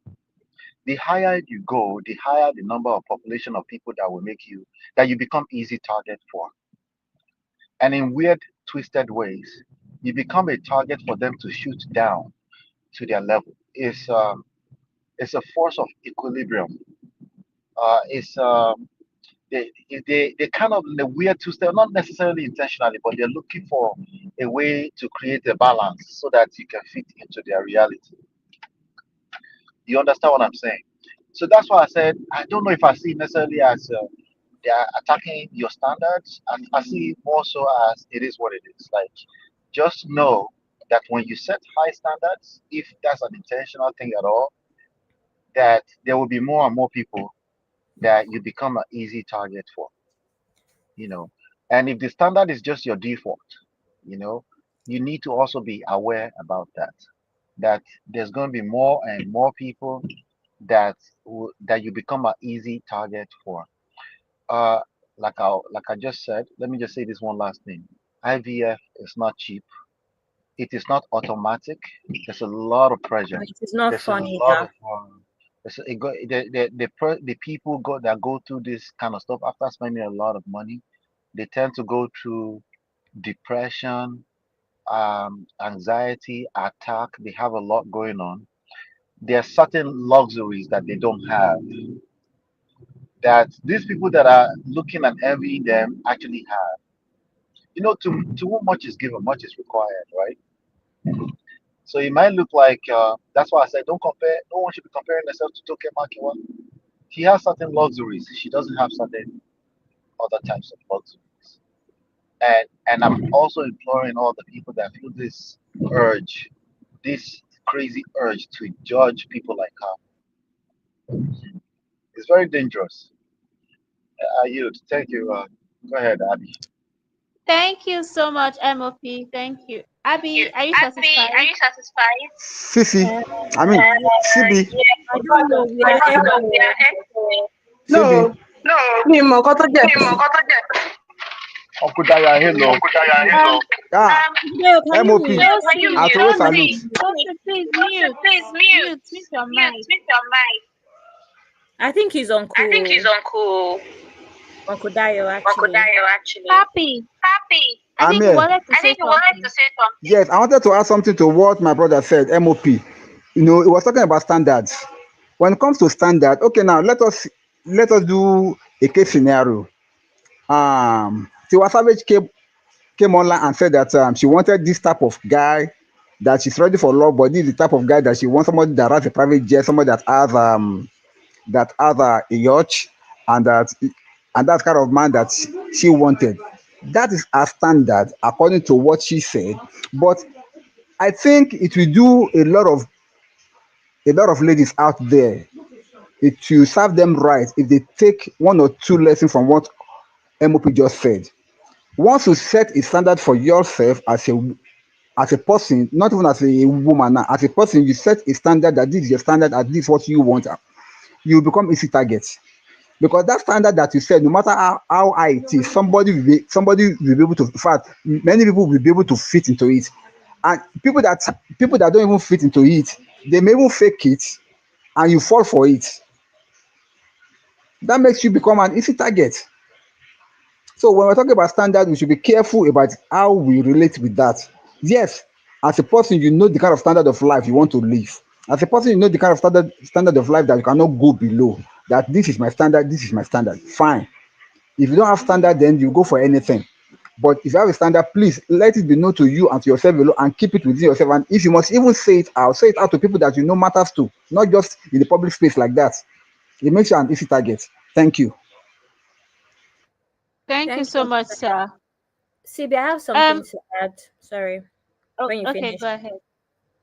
So go Please, ahead. when Abby is done, please, I want to say something, please. Abby, Okay. do you So I want to go wanted to say ahead? something. I think generally we have a culture that loves to humble people. You don't even have to be a Toke Makinwa or at Toke Makinwa's level. Personally, something that I've experienced from my own point of view, like being done to me. And as long as you're a high achiever or the trajectory of your life is a certain way, it's very easy for Nigerians to see you as not humble, or even if you're humble. But the issue with your humility is that humility has to do with being poor, right? Or not, I guess, buying anything that is of value or a certain amount of money. And I don't know, because they actually Oh do my not go God, hand in Abby. hand. You can have nice things, you can be intellectual, you can be pretty and be humble. But the idea is the minute you speak up, you're no longer humble. And this also happens in dynamics of relationships as well with men that are insecure. You're not allowed to speak up because you have a good job. You're not allowed to speak up because you look a certain way or you have certain things. That automatically means you're not humble. When actually what it is I'm just speaking up and this is what I believe, or these are my beliefs, and I stand by them. So we generally have a culture across the board of trying to humble people that have achieved stuff. Sister Marion says something in the comment section, and I'm going to say this is a bit of a sensitive topic, but the thing about Toke is that Toke has a lot of um she has a lot of rumors. I'm going to call them rumors because there's no proof surrounding her name about how she's made her money and how she's come to this point, right? And these same rumors have been attached to the opportunities that she's gotten, the hosting opportunity she's gotten.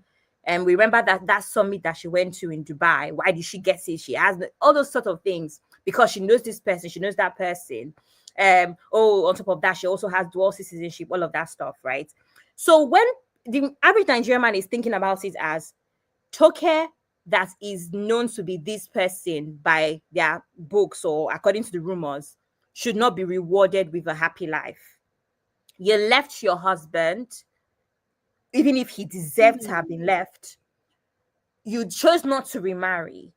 You chose to do all of these things that they claim that she did. So how dare you end up in this situation? You should be miserable. As far as they're concerned, there's no happy ending with Toke Makinwa's trajectory of her life. I don't know if what I'm saying Oh makes my sense to God. you. There's no happy Yes, ending. makes For sense. her, she's going to end up alone and miserable with no man, with no child, because as far as they're concerned, she's a woman who has gotten success from this way that they believe she's gotten success, right? Let me tell you, for me, every time I've had people come in my DMs to ask me stupid questions without any context of how far I have come, to ask me questions about how can you afford this travel? How can you afford this? As if to accuse me of something, show us the way. And let me tell you, the few times I've gotten in any sort of situation where I got comments like that from men, I'm like, listen, the rules are very simple. If you feel like every woman has to sleep her way up, maybe you should do it too. I don't have any argument for you. Maybe you should consider sleeping your way up too. Don't stress me. That's what I'm going to say. Wow. Thank you so much, Thank you Abby. so much. I have a pushback on that, please. I have a pushback. Oh, I have a okay. pushback. Now, there are two things that Abby said that I don't really agree with, and I'm going to clarify it now. Number one, she said that when you are poor, that's when you are seen to be humble. No, that is not true.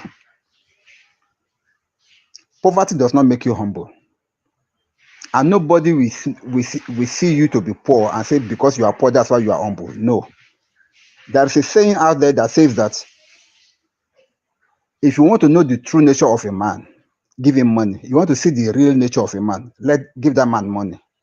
That's when you can know what kind of person he is. Because everybody is everybody is humble by default as a poor man. But if you want to know the true nature of a man, give that man money. Then you now see the true character of that man. That's number one. Number two, being outspoken does not make you not to be humble. Because you can be outspoken and yet still humble. It it just depends on what are you speaking about. What are you speaking about? If you're always speaking about and flaunting your wealth, flaunting your affluence, flaunting your standards and whatever, they will see you to be proud. But if you're always outspoken about things, things in life, things that can help people, things that can encourage people to be better version of themselves, you can still be seen to be humble. I'll give you I will give you a scenario. Um, this Yule Doshi's wife. Everybody sees her to be humble. Is it because she's poor? No. But you can hardly hear her But talk. Mr. Dayo, some people actually think she's proud No. See, because she left. there's something there is something that Sisi said, which I like. It's like Abby is now using a personal conclusion to make a blank, to paint everybody to be what it is. You can see the way people perceive you is different from individual to individual. I may perceive somebody to be humble, and you may perceive that same person to be proud. Depends from which perspective you are looking at that person. But what makes a man proud, or makes a woman proud, or makes him or her humble is the character and their nature. It's not by their wealth, it's not by their poverty. Uncle Dayo, Yes, sir. I have a question for you, sir. I Yes, think there sir, might please. be a lost context here. I also Papi, please mute your mic, sir. yeah, just mute temporarily. Thank you. Yeah, so I have the privilege of also growing up around some my immediate family. My father is not wealthy, but I grew up around like super wealthy family. So if I mention names here, and Akure people know who we're talking about. So the thing is that there's something called ote. What's the English for ote? Condite. What's the You can unmute and remind me, Uncle Dayo, in English, real quick. Ote is like I'm trying to remember it. Ote. ote, like envy, like a whole, like if a family is the only or one of the few wealthy families in a Conspiracy. small town. Conspiracy. That's the word. Conspiracy. So Ote. conspiracy out of envy driven conspiracy, right? This is a well-known thing in Nigeria, right? Every family that has been well off or perceived as well off in any town in Nigeria, they've gone through their fair share of this, right? Everything else being equal. You're absolutely correct, though, that there's character in this conversation at a personal level, right? For the most part. However, we cannot deny that the general public, if they see, they like I said, they might not be doing it intentionally, but naturally, if it start to look like they have versus they have not, there's efforts to pull them down from wherever they are, wherever they're perceiving them to be at. We also see the same thing even with some of the big pastors or anybody that's big in society or a politician that people look up to, right?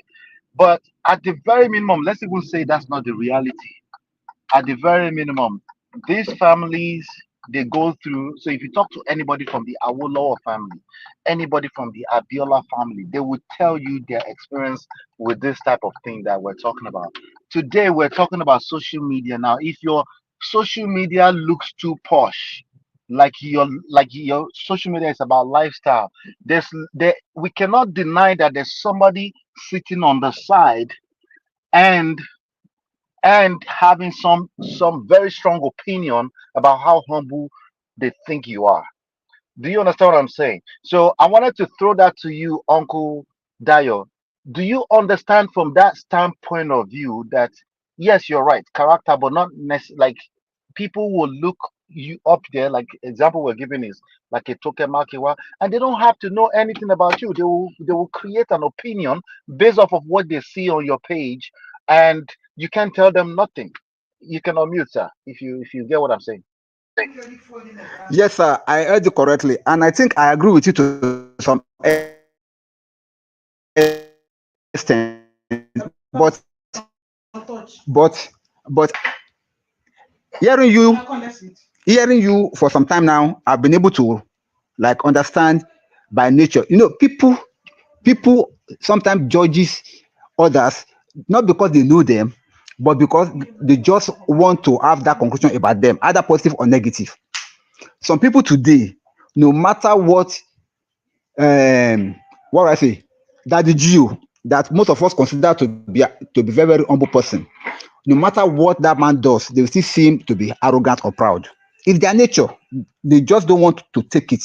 Because that's what they've made up their mind about. And not taking away anything from what you said, sir. You are right. When people comes on social media, let us break it down a little bit, because many people that are on social media, they are just there to vent. Somebody that is having a bad day, that things are not working well for, all of a sudden comes on social media, see somebody that is just managing his or her life, doing things, throwing things on social media that has to do with their business or with their career. Naturally, by default, that person, because things are not working out for him or her, he will see this so-called successful person to be a kind of a proud person or something like that. Because to them, why is he doing this? Because the more they do that, the more he sees himself as a failure. So that one is out there on social media. And when you go to generational issues like Awolowo, Abiola, and co, of course, it happens. Ote has been there. As a Yoruba man, you know what I mean. Ote has been there from day one. In fact, it is on the presence of Ote that makes somebody that is determined to become successful in life to strive more. Because the more people are like criticizing you, the more people are like trying to bring you down, the more you get the momentum to go better and to strive better in life. To me, that is okay. That is okay. There's nothing wrong in that. However, what I'm saying now is that in case of this Toke Makinwa has been a rock star, as you said it. She has been somebody that is influential. She has, everything about her has been success. And then some people naturally don't like success. Take it or leave it. They are hater of success. They are there on social media.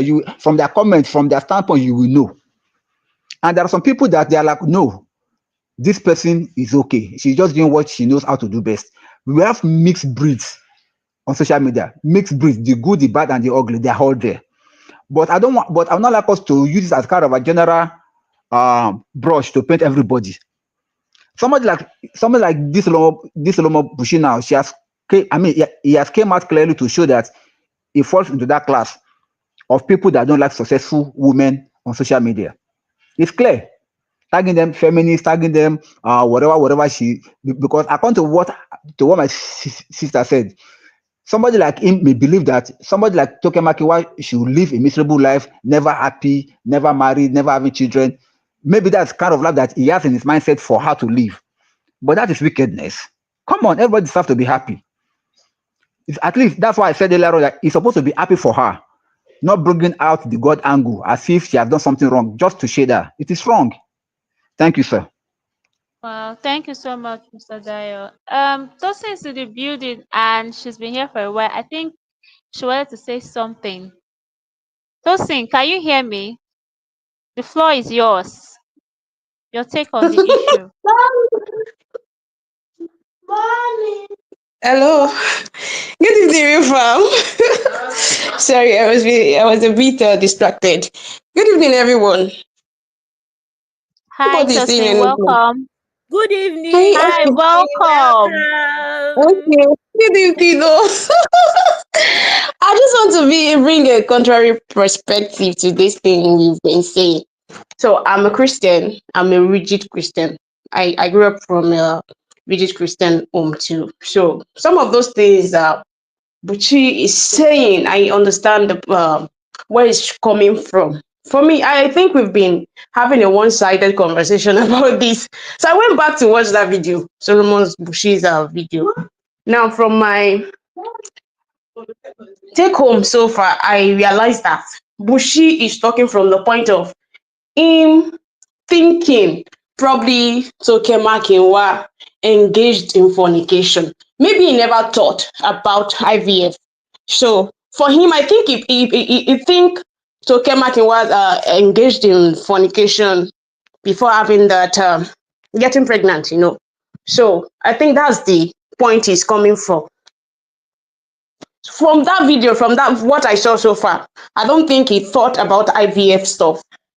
So, and fornication, according to the biblical standard, like Christian standard, is a no-no.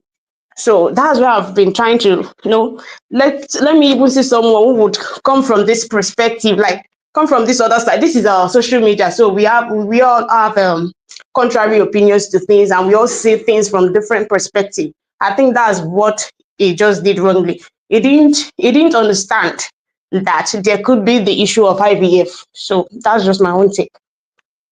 But Tosin, we do know that as Christians, no matter how rigid you are, can you hear me, Tosin? I can Tosin, hear can you you. hear me? Okay, no Sure, I matter can how hear you.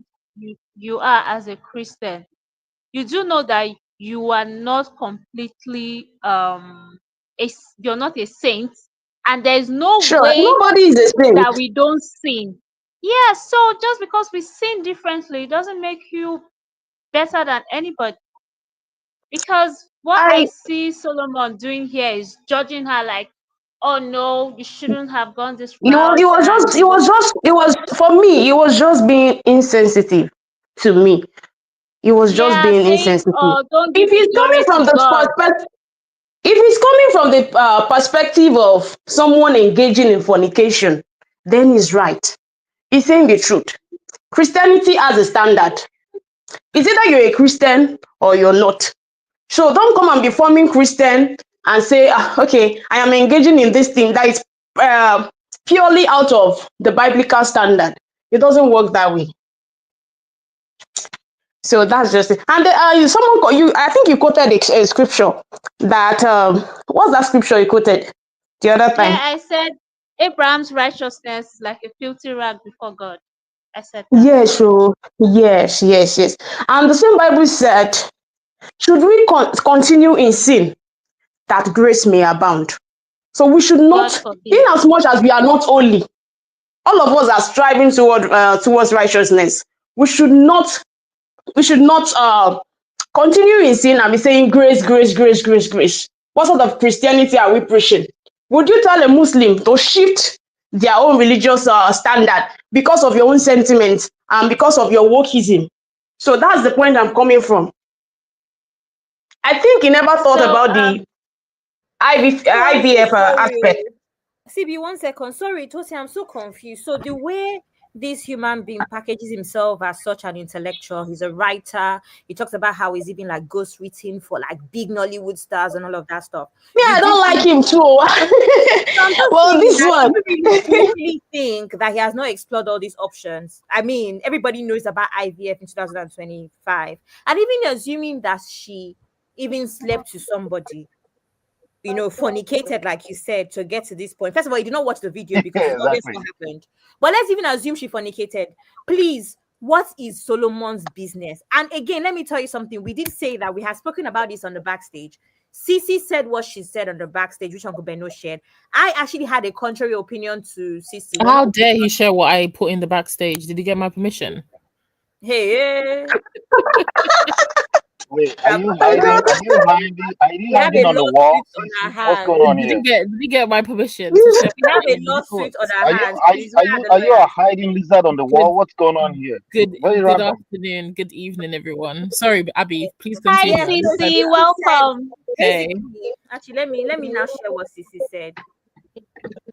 should I share what I said myself from my own standpoint?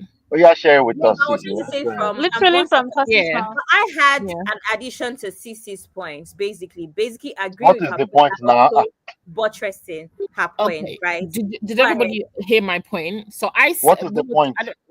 I said basically that I get where Tosin is coming. Listen, firstly, let me put a disclaimer. I haven't watched what Buchi Solomon said. I don't like the guy. I don't consume his content. So forgive me if I'm talking. I'm not talking in regards to what he's talking about in regards to Toke Makinwa. It was just a statement that Uncle Ben made, referring to something like, "Oh, God has given Toke grace or whatever, whatever." And I said, "Look, I might not be the most stout Christian, but listen, the word is the word." And I said specifically, I said, let's stop misquoting and remixing the word of God. From the beginning, God has always designed for for us to be, or children to come from a family, right? That's always been Right. clear. Okay. That's why they say, oh, a man shall leave his mother and father and cleave to his wife and whatever, they should become one flesh, and children come from a covenant of marriage. Fine. Fast forward to 2025.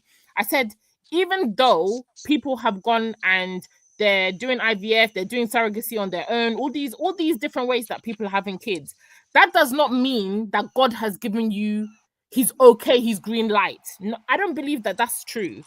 I just believe that we also have our own free will. We can choose to do what we want to do with our life. You're not going to be judged on that. But I don't feel like as Christians, we have the right to shine a torch on somebody and be picking every single thing that they're doing and saying, oh, this person is not Christian. But my issue I understand the standpoint where other Christians are coming from. Maybe in regards to what Buchi said, even though I haven't heard, but I'm kind of getting the gist of the conversation, is that if you're presenting yourself like you're this devout Christian, then you yourself, you shouldn't be coming out and saying something contrary to the word that you're supposed to be preaching out there or living by, because then her principles are not really based in Christianity. You're picking and choosing what you want to go for, and then you're picking and choosing what you're supposed to do when it's convenient for you, and that is not Christianity. Because at the end of the day, God's word is God's word, and it's the truth, and that is what it is. You can't pick and choose the ones you want. Will God allow you to do that? Absolutely. It's your choice. Right? But that's not to say that there are not consequences down the line. I'm not talking about Toke Makinwa. I'm just talking about in general. So we can all choose to pick. Today I want to be a Christian. I want to pick this part of the Bible. Tomorrow I want to do something else. But that doesn't mean that as a Christian, you come and stand on a podium or on a platform and then act like what you're doing is right. It works for you. It shouldn't be what you're preaching to the masses. So I get where he's coming from, if that's what he's saying. Cece, let me ask you a question. Let me ask you a question. Let's base it on a 100-point basis, right? Percentage-wise, how many people do you know are out that don't do selective Christianity and pick and choose? Everybody does that. A lot of people do that. A lot of Christians do that. Yeah. But then if you're going to stand and say you're Jesus baby, you're going to be judged a hell of a lot more harshly than somebody who is doing that in the backstage, right? Because you're the one who's presented yourself that, oh, you're this, this Christian girl, you're fasting, you're doing mountain of fire, praying, but then the life that you're living is contrary to what you're coming out to preach. So how is she any different to pastors that stand on a podium and preach one thing, but in the background they're mistreating their wives, they're sleeping with their church members? It's all the same thing. It's just hypocrisy. So just because it works for you in the moment in your situation doesn't mean that as a Christian you have the right to stand there and say, oh, this is the right way, or people shouldn't judge me because this is the thing. I think Abby mentioned something like, oh, no, I think you've created a good balance with that, right? That it shouldn't also be setting ring light. I got that. But let's focus on I don't think she should. I feel like when you are, I feel like there's a girl in the UK. Her name, she's a YouTuber, right? She came out a few years ago. I don't know if people know this girl called Mariam Musa. It's not like she's a Christian girl, but she came out like a few years ago and was like, oh, I'm now I'm now like following God. I'm living. She's changed her whole kind of like her social media slightly. Was like, oh, I'm going to be doing modest dressing. I'm going to be like focusing on the word.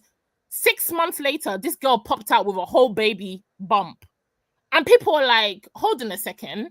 You were doing all this Christian content on your YouTube channel saying, oh, you're following the word, you're doing this, you're not fornicating anymore, you're trying to be celibate, you're looking for the right man. But then 6 months later, she came out with a whole belly. And people are like, why are Christians always doing these type of things? That's why people look at us and think that we're not serious, because we really are. We're not serious. You say one thing, I'm Jesus baby, but then you pop out with a whole baby, no husband, no ring, no nothing. That may work for you, but my thing is, don't put it out there and then title yourself as Jesus baby. You're not representing what Jesus God wants. bless you, Titi.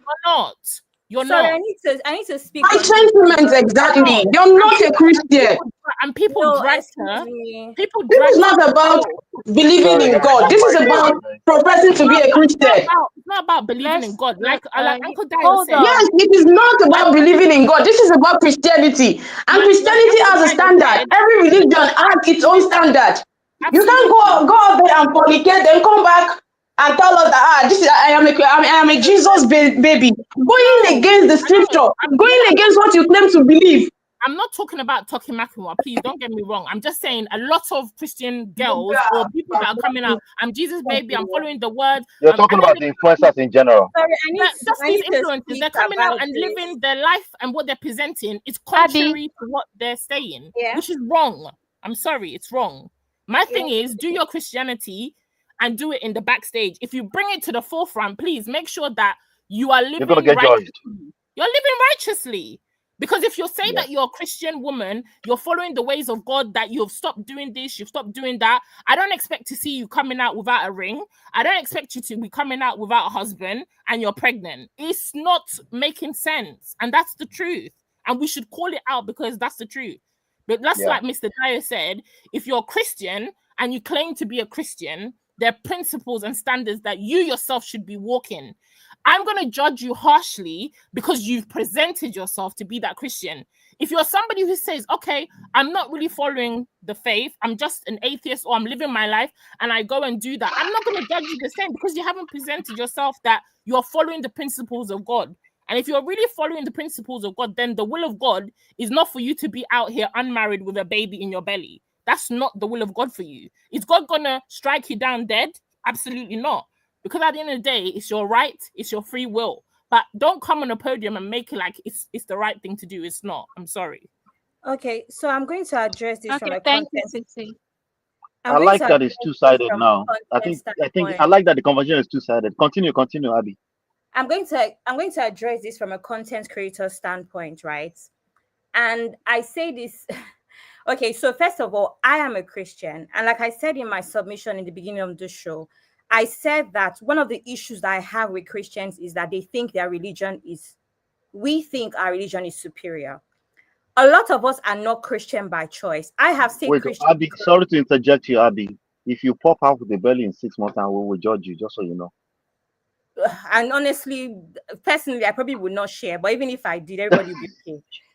Everybody will actually be okay. As long as my father, my siblings, people that matter actually are okay with it. My husband, me and my baby, everybody else will be okay. Anyway, what I wanted to say is, as Christians, one of the issues that I have with Christians in general is that we think our religion is superior to other religions. And like I said, I was born into a Christian home, and that is why I'm Christian today. Have I seen the hand of God in my life and decided to stay Christian? Yes, I have.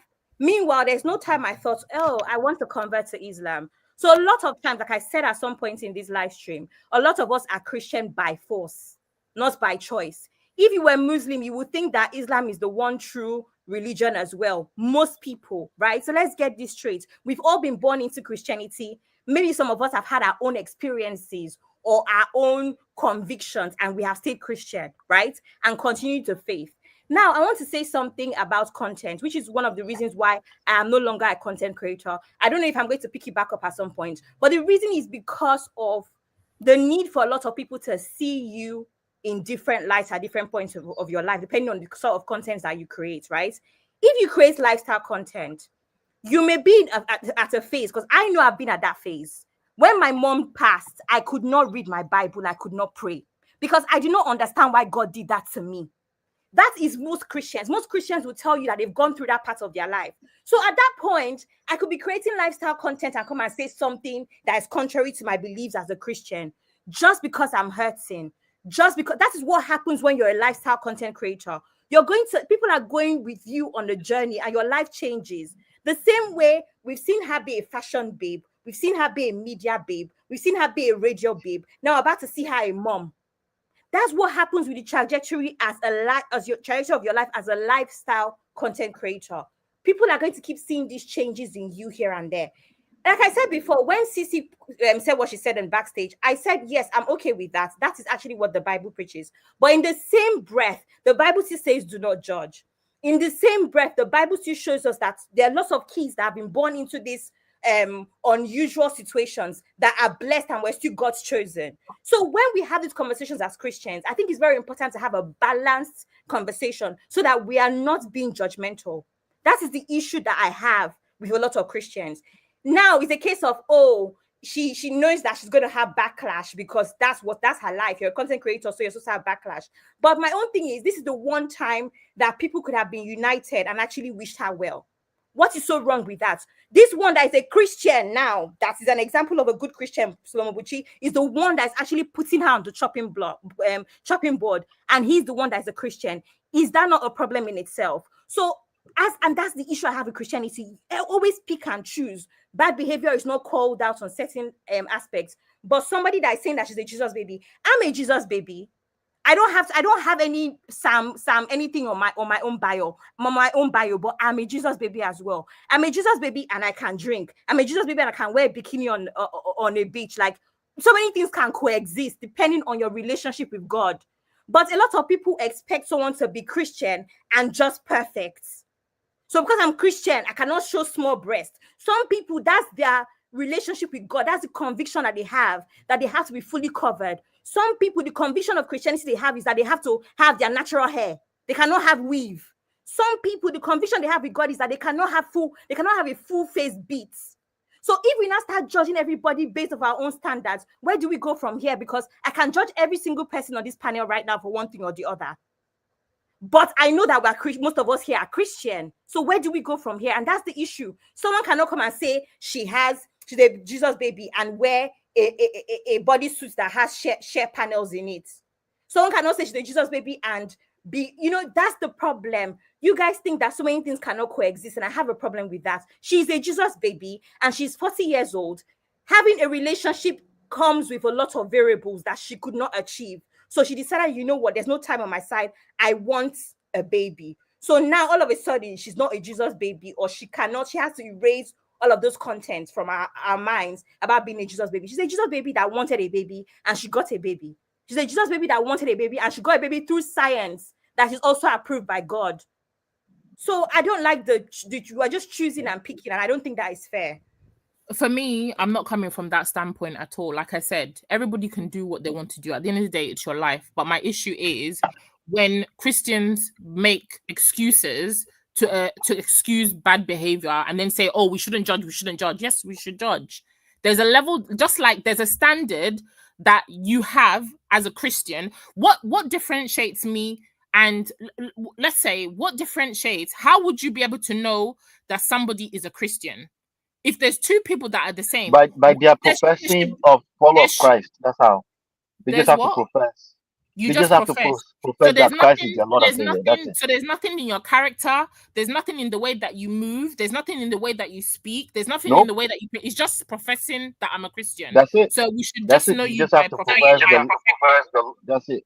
No, sir, you are wrong, sir. You are wrong. That's not right. You are wrong. Correct me. That's not true. I'm hearing myself echoing. Sorry. Correct me. I'm not talking about their lifestyle. I'm not talking about Christian. The question is Christian. Sorry, let me clarify before the correction. Let me clarify before. It's very simple. Before the correction, you asked, how do we name or label the person? I'm paraphrasing. Christian, no, I said, right? How would you differentiate I'm not talking about people and then know that one is a Christian? What would tell them apart? There should be something that should show you that you A and B are slightly different. Because if really you're a Christian, I should be able to see that in the way I'm wrong. That's what I'm saying. I should be able to see the Christianity or the Christian in you from how you present yourself, how you behave, how you speak. The fact it's not about.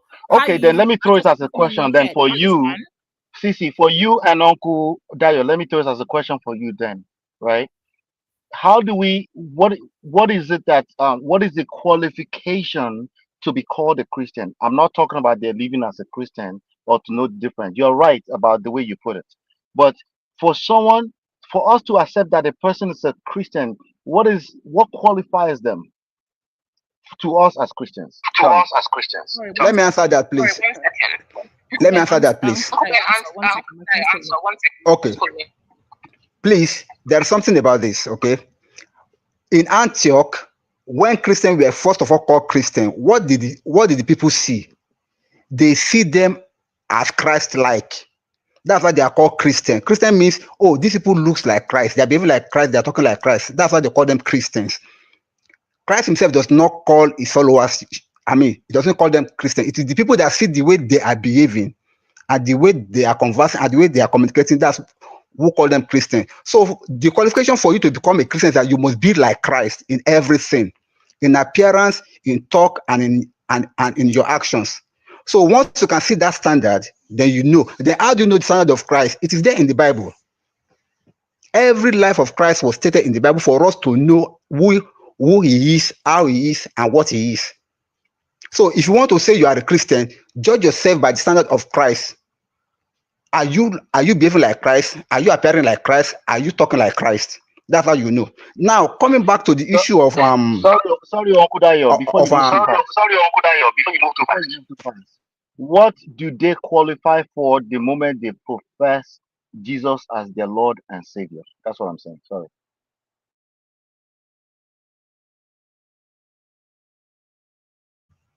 Could you please come again? Yeah. What do they qualify for the moment they declare Jesus Christ as their Lord and Savior? There is something they qualify for. What is that thing?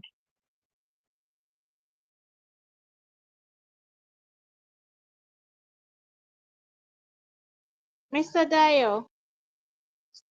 Mr. Dio. Oh, Mr. God Dio. bless you. They are Yeah, qualified to be baptized with the Holy Ghost. Once you confess Christ as your Lord and Savior, you are not just network failing. Can you hear me now? Are you hearing me? Hello? Oh, no. We can hear you now. We can hear you now. Yeah, it's probably that Uncle line is probably Uncle Dayo went out to come back in again. I've been listening all Uncle along. Dio. Listen, Yes. can you hear me? We can hear you, Uncle Beno. Yes. Yeah, I've been listening all along. Uncle This Ben, is a can very hear you. interesting. This is a very interesting conversation. Hi guys, sorry I'm back. But for me, I don't know why we should be dragging who is more religious, who is a Christian or not. My own thing is just know God for yourself. Move in a way that you don't bring problem, you don't cause issue for other people, and don't judge. Because even in the book of Matthew, it says, do not judge so that you will not be judged too. You feel me? That's just like my take. All right. Yep, Okay, that's Uncle what the Dayo Bible is back. says. Uncle Dayo, can you hear us?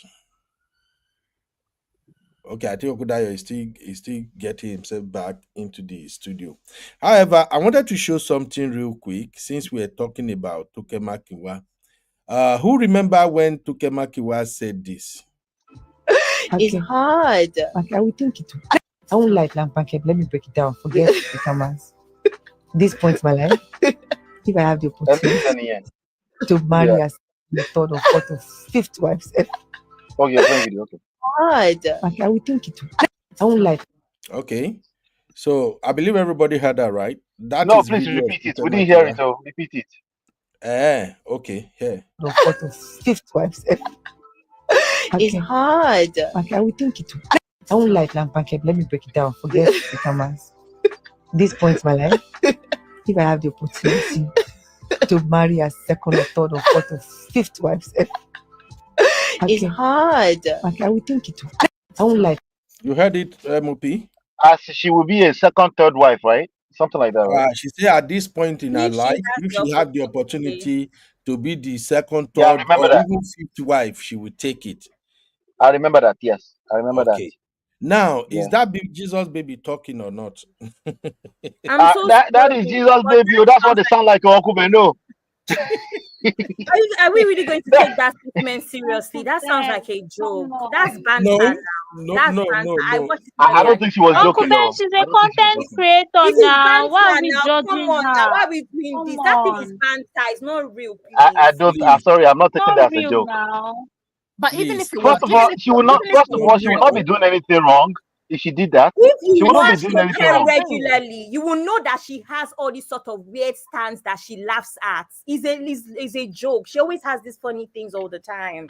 Someone that will advise us, oh, as you're coming to Lagos this December, you better do this, better do that. It's not real. This is how she banters, guys. Maybe if you have to follow her. Well, we're going to judge her about her jokes. This Sorry. is how she banters. No problem. I'm just telling you that regularly across the board, this is how Toke banters.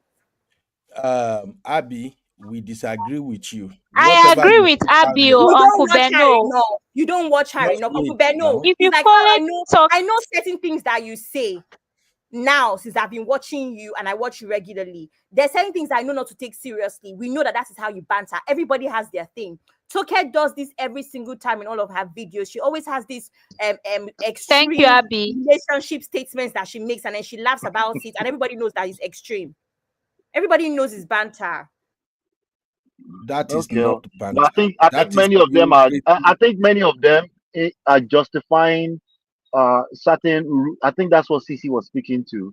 Many of them are actively, once they get to certain age, they are actively justifying things that we will naturally, normally frown at as a Christian body. It's not just them. Okay. When I was growing up in the 90s, the Redeemed Christian Church, they divided into two. A certain part of it started justifying juries and palms and doing their hair. And there's a certain part of them, they look exactly like Baba Adeboye's wife.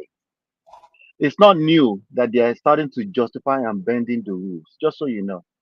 It's just that we're now seeing social media and it might be seeming extreme for some people, but there's nothing new in the Christian body bending the rules.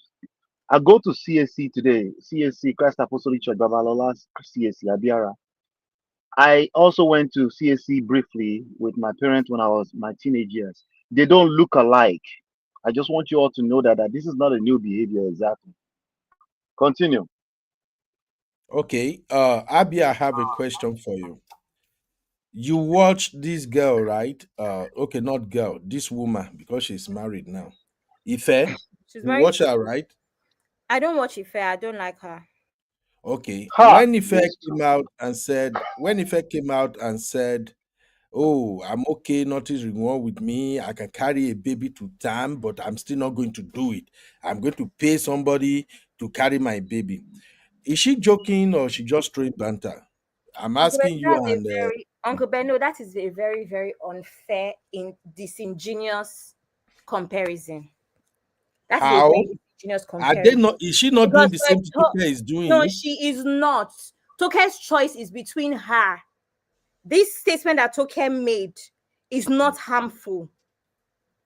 It's not harmful. It's harmful, Abby. As somebody who says she's a Jesus, if It's somebody not is, if harmful somebody because is, you too, if you want to go and follow content creator that says she's Jesus' baby and you don't know Jesus for yourself, that is on you. but we always say That's that on people have a you. responsibility It when they is have a not platform. harmful. Unlike It's somebody that harmful.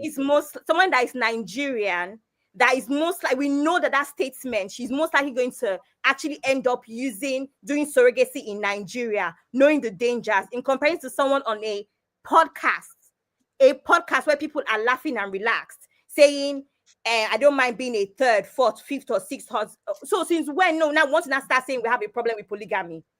We're taking it too Let far, being me unnecessarily critical. hold on. Because in Hold many other on, no. situations, no, it's true. It's not the same thing. It's very disingenuous, that comparison. Please. Abby, let me link it up for you. Maybe it can make sense.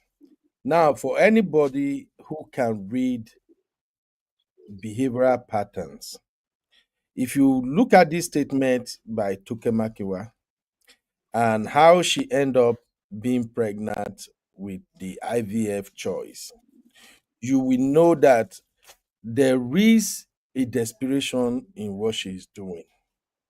Maybe after her failed first two IVF, she has resorted to the way I'm looking for my baby now. If a married man can marry me and get me pregnant, I don't mind being second, third, or even fifth wife. Check behavioral patterns. If she is saying this and she's doing something completely different, we take it. I watched her follow up video, her gender review video. In a normal circumstances, if we have to go by the standard and like what CC and Tosin are saying, fine, it's okay for her to have a baby through IVF, which is what makes her happy. But doing gender review all by yourself. Nobody. That sends a different message. But again, if you watch her composure in the gender review video, you can tell that she's happy with what she's doing. This is her decision. This is what she wanted. So I am not agreeing that, oh, what she said there, I can marry top fifth or whatever. This is not a banter. This is her stylishly admitting that, okay, at this point in my life, I'm just going to do whatever work for me. So please, let's not say, oh, she just no. You don't throw banter with stuffs like. Remember, this is a lady that has been so strong, so critical about men in the past, right? And then all of a sudden she turns around. That's all I'm just saying. So Mio, I'm not saying she's no banter, no jack. Who knows? Maybe she's already dating a married man. These folks will come out here and say some things. They wanted to sample people's opinion to see by the time people find out, what would they even say? Say, let me just stylishly drop it. So you think she just said this in the moment during the podcast? You think she had not already thought about it several times before it just came out? So that's just my take, Abby. For me, I think she meant it. And if you ask me, nothing is wrong with that either. So far, she's marrying, being third, fifth wife, and she's not destroying somebody's home. It's her choice. At least Mercy Aigbe snatch another woman husband. People are still hailing her. People are still No, celebrating. Uncle Ben. No, what's the link with Ife or from Dang? Now, What's the link with Ife? the link That's what with I'm Ife interested is in. this. The link with Ife is this. Like I said, me, I pay attention to pattern and behaviors. Ife has been a strong advocate for women, feminists, running her mouth, cha cha cha cha cha cha cha cha cha. You know, oh, it's not by first to be married. I don't want to be married. I'm just going to enjoy my life. All of a sudden, Ife finds her own Solomon Buchi, and suddenly the whole thing changed. Even I saw one of their content. I think they are now, both of them are now marriage advisors. So it's the same thing. It's the same pattern. Okay, That's can I ask that's you a that's the question, link. Uncle Beno? Go Most ahead. of us on this platform, that are usually your panelists that are not married, we talk about desiring marriage. In the same breath, we talk about setting standards. If that even you have had a few things to say against the standards, right? So next week, I'm just saying, where you're close to people, you kind of have a rough idea of how they operate, right? And you know that they have their minds or their heads at the right place. So if we now get married, so people that listen to this platform that don't have a rapport with us, it would be that we're feminists and all of a sudden we're getting married after bashing men. Because I know that the same can be said about me. Meanwhile, the whole time is not bashing men, it is bashing men that deserve to be bashed. There's a difference, right? I haven't followed Ife's content. For the most part, what I believe Ife did with Dang was what Dr. Shola does. Ife was doing what's called sharing people's dilemmas and all. It's only recently that Ife had her YouTube channel and started to talk. Ife, for the most part, was actually faceless. I don't know if anybody has followed Dang for a long time. Diary of a Nigerian Girl, forget Ife, was faceless for the most But you part. just say you Her don't watch career. her now, Abby. I don't watch her YouTube, but everybody knows Dang, Okay. Uncle Beno. On I'm Gen Instagram, Z. We right? know Dang, Diary of. That's why I changed this. There's a difference between Ife, in my opinion. There's a difference between Ife and Dang. So Diary of a Niger Girl, owned by Ife, was a blog that allowed women to write in anonymously, right?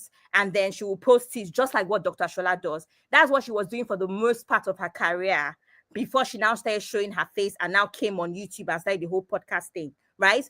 So I said it to say that every time a lot of men points women out as, oh, they're over talking about men, men, the whole time if she's looking for a certain kind of man, whether or not she's found it since her husband, me, I don't know. But I don't feel like it's fair for it to be labeled as women are always talking when the whole time they're talking against the kind of man that they don't want.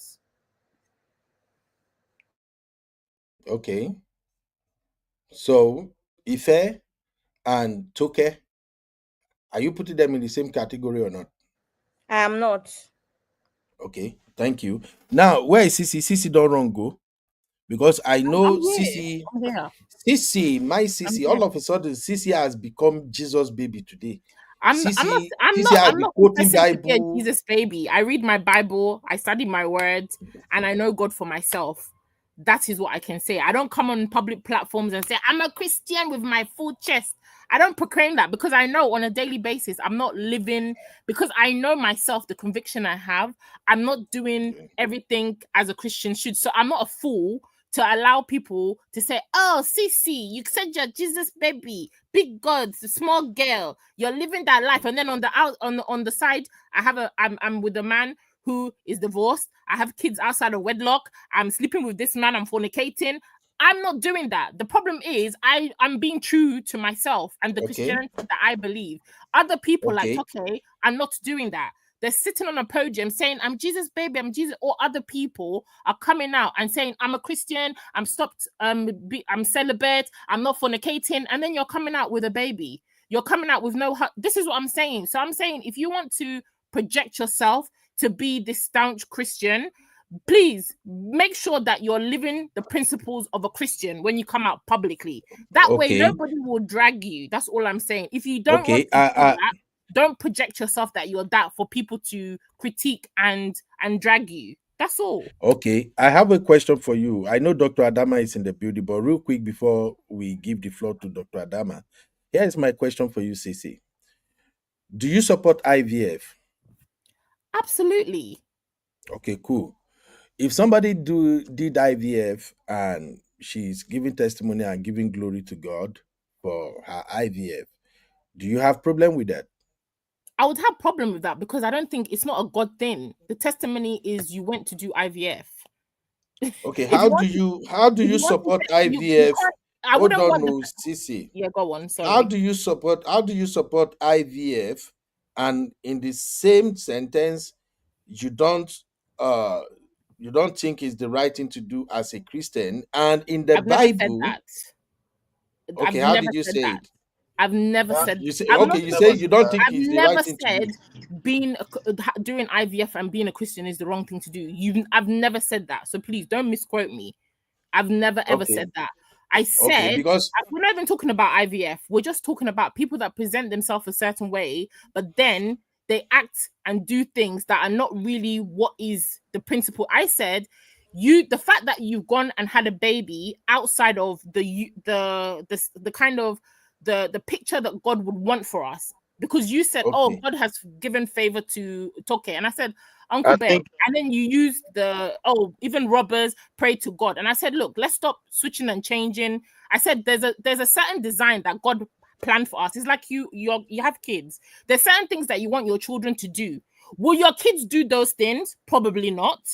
Does that mean that you hate them? Probably not. But would you want better for them? Absolutely. See, that's all I'm Okay. saying. I'm saying the fact that So you went and Sissy, had a baby without a husband, outside of a marriage, don't come and make it like, oh, God is really proud of you. God is giving you he's okay. That's not true.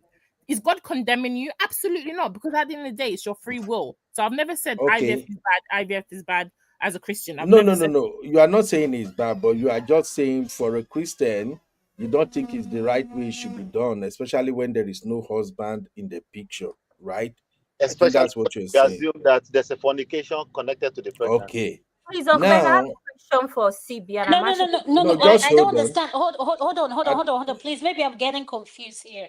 I want us to understand so that if I want to speak, I can pick up from whoever is speaking.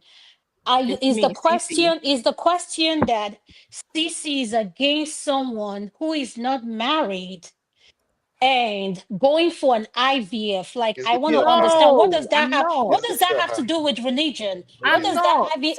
Yeah, what I does don't know why IVF Uncle have Ben to is do with putting the two things religion? together. I'm Yes. not. Why are you piecing them together? What does IVF have to do with religion?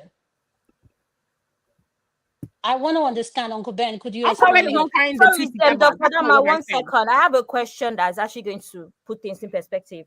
CB, are you here? CB. Yes, I'm here. I'm here, Sorry, Abby. I can hear you. is there any time that you've known Toke Makinwa to present herself as a staunch Christian? Absolutely she's a not. Jesus baby. Okay, then. I'm a Jesus baby too. Everybody's a Jesus baby. That's not. I'm a Jesus baby too now. That's not. But we're bomb shot. That's all. Okay, no problem. But Sissy, where I'm just Please going is ask me your this. question, Uncle Ben. In the Bible, Mm. when Sarah couldn't conceive, Sarah brought her maid to Abraham to laid with. Is that Christian-like? Sorry, Uncle Beno, they were not Get Christians you. now. Even Sarah, even the fact that even That's hold what on, I think Uncle you're Ben, mixing these things perfect. up. Just hold on, Sissy, Dr. Adama. Dr. Adama, hold No, on, you're please. mixing it Let up. let Sissy finish Hold him, on. please. Even Please, Dr. even the Adama. fact, Sissy, even over to you. even the fact, what was the instruction that God had given Sarah and Abraham? He said that you will definitely have your own children. Is that not what he said? So the act that Sarah went and got another woman to have a baby with her husband, that went completely against the will of God. What God had already said, I'm going to do this thing for you. The only problem Sarah has is she was impatient. She didn't want to wait any longer. She was getting desperate. And what did she do out of desperation? She did something that God did not approve of. She went, got a woman and said, you know what? I'm going to sort the solution for myself. And that's what a lot of us do. So it's got nothing to do. So if we say it's not about being a Christian, she didn't follow and she didn't wait on God. God said, I'm going to do this thing for you. The fact that God said, I'm going to do this thing for you, it's not that he said, I'm going to do this thing for you tomorrow. As a Christian, you need to be comfortable in the waiting. Do you understand? That waiting is what a lot of us, we're not willing to do. We don't want to wait. We want to do everything when we want to do it, how we want to do it, now. So Sarah, going against God in that much, she went against God's will for her. He said already, you and your Abraham, you will definitely have children. The fact that it was when she was 90 did it not happen in the end? Did it not happen? Okay. So it's got nothing to do with, if she's a Christian or not. We can all be Christians, like I said, and I said this in the backstage. I said the fact that we do things that doesn't align with God's will for our life or the design. I said the design that God wanted for all of us is to be married, is to be fruitful, and to have children in a union of a marriage. Is that not the core principles of why God even created marriage? If he wanted Adam and Eve to just be having kids, baby fathers, mothers everywhere, there would have been no reason for him to join them together in a marriage, right? That is the design that God wants for all of us. All I simply said was, don't come out and say, this is, as a Christian, this is an amazing thing. God has blessed. God is like giving you his green light. He's happy with you for this decision. I don't believe he is. But I said, as a parent, which God is to all of us, there is a will that you would have for your children. However, because he has given us free will, he will sit back and allow you to lead the life you want to lead the way you want to lead it. That is all it is. It doesn't mean that he's okay with it. It doesn't mean that he agrees with it. But at the end of the day, that is your cross, or that is how you want to live your life. So be it. That's all my nothing to do with IVF. So we all agree that what Sarah did is a form of surrogacy, right? Which fall under the same category but Sarah, as what IVF. Sarah did, she doubted God. And a lot of us do that. God will say, okay, this is your season of waiting. God, I'm already 30. I don't have a child. I don't have a husband. Okay, this man is, we start looking for men out of desperation. Then we'll go and marry a man that this man was never designed for you. Tomorrow you will divorce the man. You'll have so many problems. And why? Because you just were not willing to wait on God's time. Everything is perfect in God's time. Is that not what we follow as Christians? So when you go, you put the horse before the cart and do things as you want to, is God going to jump in and say, no, don't do that? No, he's giving you free will. Go ahead. But will you have consequences after that as a Christian or a believer or whatever? Absolutely. Sometimes I'm not talking about Toke. Please, people don't misquote me and say I'm talking about IVF. I'm just saying when we take decisions into our own hand and do things outside of the will of God or outside of the timeline that he set for us, which we don't know, things will go a certain way, or it will take you longer to get to your destination because you are not willing to wait and you doubting him. Is that clear? All right. It's clear. In fact. Good point. All right, Dr. Adama, over to you. Sissy, don't stress me. Finish. Right now, I'm confused. Right now, I'm confused. I don't know what we're talking about. What we're talking about is simple. Yes. Dr. Adama, Greetings, did you everyone. watch Let me bring Dr. Adama up to speed. Dr. Adama, so Solomon Okay. Buchi attacked Toke Makinwa for getting pregnant outside of wedlock, and we're wondering if that's his business or not, or he has the right as a fellow Christian to judge a fellow Christian. That's what we're talking about. Okay, thank you. All right, let's start with this. God has greetings to everyone. Uncle Beno, Abby, Sisi, Brother Dio, Man of Prestige, Simbi, to all our panelists. If you're watching, please click on the like sign, click on the thumbs up sign, and on the dollar sign. Support what we're doing. Share and subscribe. And to our viewers, welcome to the Beno Show. Well, this is what I have to say. Let me start by saying this. God has given none of us, including me speaking, the permission to judge anyone. Neither do any one of us have the parameter of calling someone out and saying you're a sinner and all that. Buchi, I hope he's listening to us. Why is it that this guy he always likes getting involved in things that are not his business? I don't get it. Whatever Toke Makinwa choose to do with herself, her body, I always say this, her body, her choice. Is none of my business. If she went through IVF, if she's carrying the pregnancy she's carrying is for a married man, whoever it is none of my business. At the end of the day, this is a woman who wanted a child. However, she choose to go about it. Where it becomes our business is if she involves us and asks us what is our opinion. So at the end of the day, I don't think what Buchi did was right. Like he should stay on his lane. Because to start with, since he has been in that UK, is he not supposed to be going to work? Why is he always creating podcasts? Like, don't men in UK go to work? Like, Sisi, please help me here. Abby, don't they have job for I don't people know in what Dr. UK? he does. I Adama, don't know the guy. he's working at the ring light factory. No, Eh? to be fair, guys, to be fair, I don't know what he does, to be to be honest. fair, I guys, don't What know. is that? to be fair, guys, content creation is a job for some people. A lot of people are millionaires from content. The only issue is his kind of content. So I wouldn't say he's not working if that is his job. This is his job. Content create. So he went to school to be a what? What would you call being a content creator in a 4-year university? What would you call that kind of degree, Mass please? communication. You Mass don't have Mass to communication. you don't Mass have to go to communication. school. You don't have to go to school. We know lawyers, we know doctors that have abandoned their jobs to be full-time content creator. No, I mean, there are no. content Abby, creators listen to here what I'm saying. No, Abby, listen to what that I'm charge saying. $50,000 per post. So if you Listen, do it listen, well, listen, it's not a listen. bad No, idea. listen to what I'm saying. I don't have a problem with someone being a content creator. This is what I'm saying. Since Buchi came into the UK, I have not seen him go to work like real men do. I have nothing to, yes, he's a content creator, but the content creator he creates doesn't make sense. He's always on other people's business. So he needs to find out a way to create that content without being in other people's business. If you want to be a blogger, be a blogger. If you want to do this, stick to one. That's all I'm saying. I don't care if this is how he pays his bill. How does that affect me? That it doesn't affect me. All I'm saying is that he has a record of poking his mouth and most of the time, I'm sorry to say this, he doesn't make sense.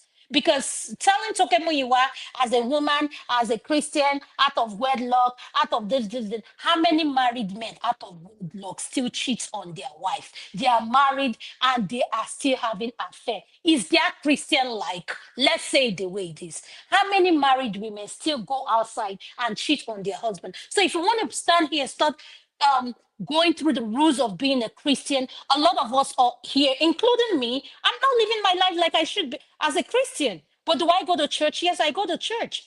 And do I believe in the Bible? I believe in the Bible. But at the same time, I have learned not to judge people, leave people. That is God's job to do. I don't know why we like policing people because God on his own can do his job. He doesn't need any of our help. He can do whatever he wants to do. So at the end of the day, Toke Makinwa, I'm happy for you. And I pray that you put to birth safely. And do me a favor when you have that child, stay off of the internet a little bit. That's the only problem I have with you. Absolutely, I agree. Yeah, thank you. That's all I have to say, Dr. Uncle Ben. Thank you, Dr. A. Any pushback?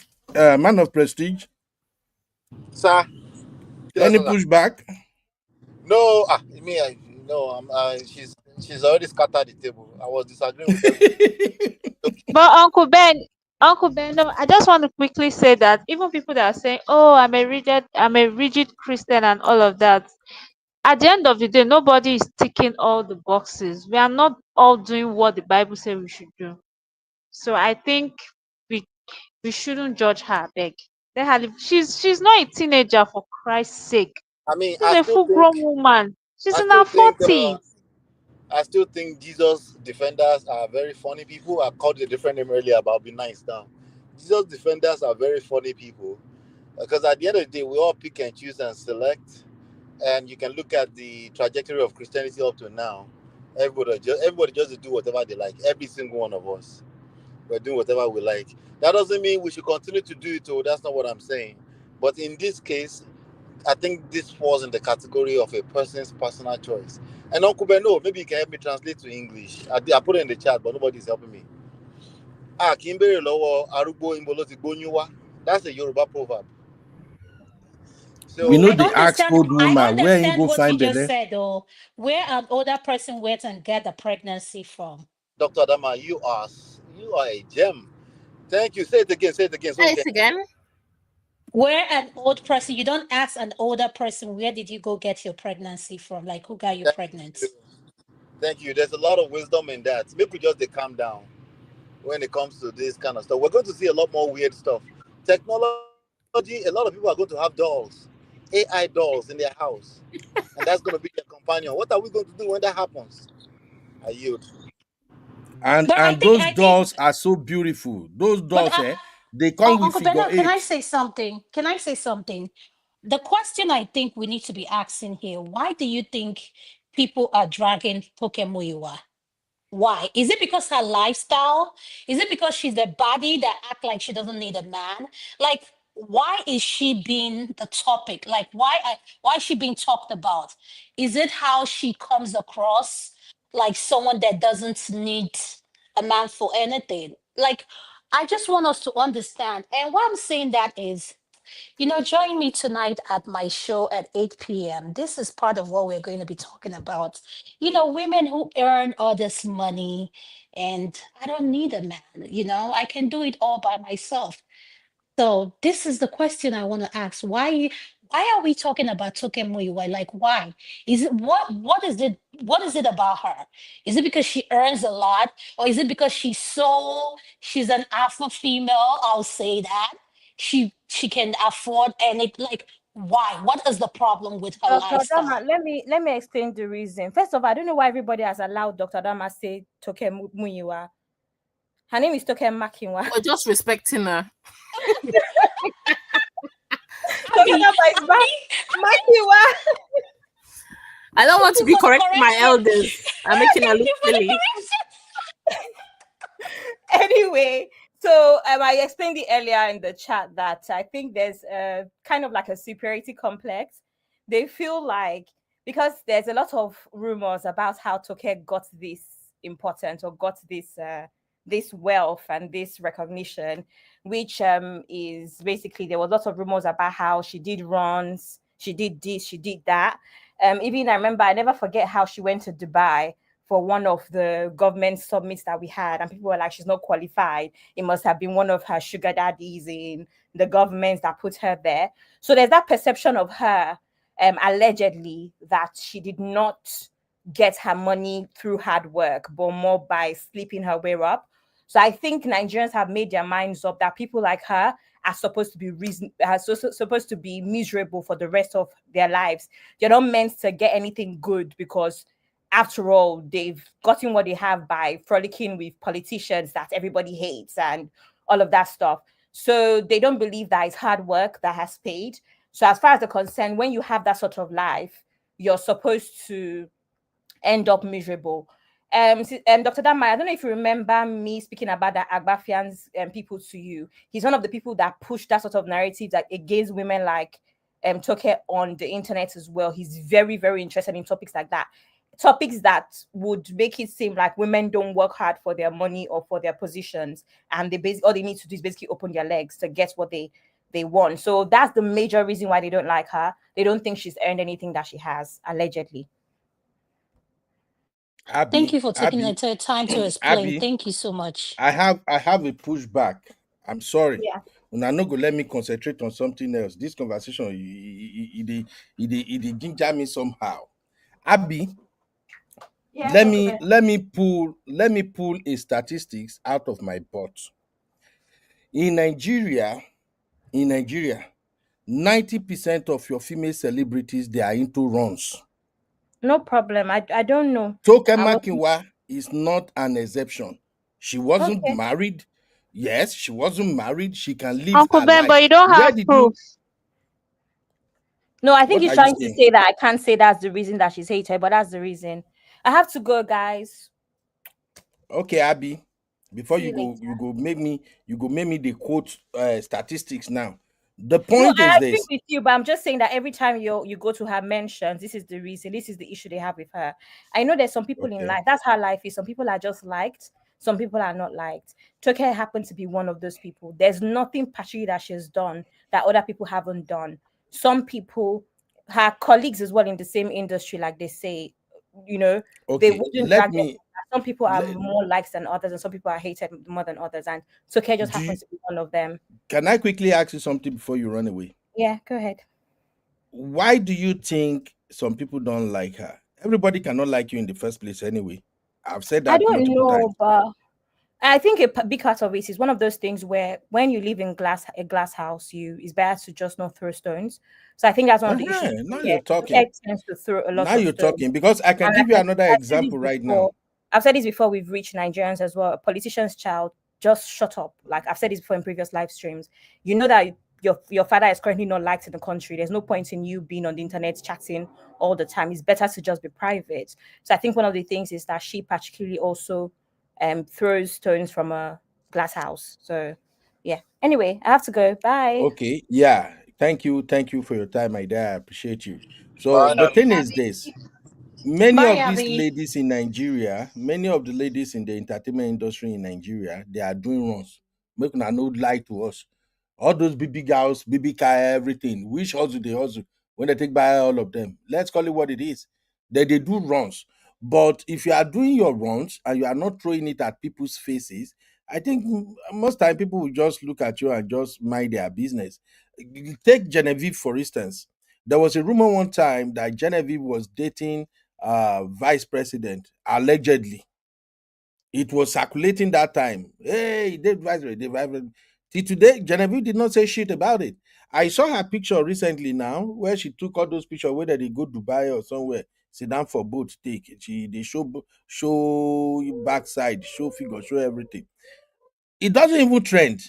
People don't really care because Genevieve has been minding her own business. She's in a different class of her own. But all these your celebrities in Nigeria that we know what they are doing apparently, but they come out and want to tell you that now you know Sabi hustle. Now then Sabi the hustle pass. But That is why Uncle some of Ben, them are having issue with Toke. Yes, yeah, ma'am. Uncle Ben, I support what you said. And at the same time, the male celebrities are doing the same thing. A lot of these male celebrities are sugar boys, just like Agreed. Chid Merkelme allegedly was Senator with this Aqua Ibom, this thing. That was his sugar mama. He was a Hmm. sugar boy for years. Senator, what's the name of this lady? You guys know who I'm talking about. Allegedly. Allegedly. And if you Ah, know Chidi and a lot of this male celebrity, but I support what you say. Until Toko comes down to tell us, I will support you. So her way of generating her income is questionable. And if we sit here and we want to have this conversation, let's call it what it is. A lot of these female celebrities tend to have connection with people in politics. Yes, they do. yep. Yep. Agreed. Anyway, this has been a very interesting conversation. Let us begin to give our last word so we can leave. I don't even know say the thing go this way. Uncle Dayo have not said anything since he was just listening all around. Let's round it up with Yes. Solomon Buchi and Toke Makiwa. your final take. Should anybody play Jesus PA in another person's life? Uncle Dayo, your Thank you, last sir. take, sir. Thank you very much, sir. Okay, I will say this. I think where we all got it mixed up was that adjective of adding Jesus baby to what Toke did. I think that's where we got it all wrong, because we have to be careful that after this particular episode will be on the net for other generations to watch. And if you are saying that, if you are trying to prove the point that Toke Makinwa is a Jesus baby and she did what she did, which obviously is not a Christian thing, what are we trying to tell the next generation? So that is why Sisi came in strongly and said what she said. And I quite agree with her completely, because we cannot be equating Christianity like that. Yes, MOP make it clear that Christianity have been compromising for a long time, which is true. But yes, the standard of God is still sure. All of us know what the standard of God according to the Bible. We are the one that is having problem, that we are trying to drag ourselves or drag the Bible down to our standards, because we feel that we are not competent enough to follow God's standard. But God's standard never changes. Generation to generation, it will remain the same. So when we are talking about Jesus baby or God's baby, please let us be careful, because we don't want to give a wrong impression for the next generation to think that whatever they are doing now and they're tagging Jesus to it is the right thing to do, that they too can do it and still become Christians. No.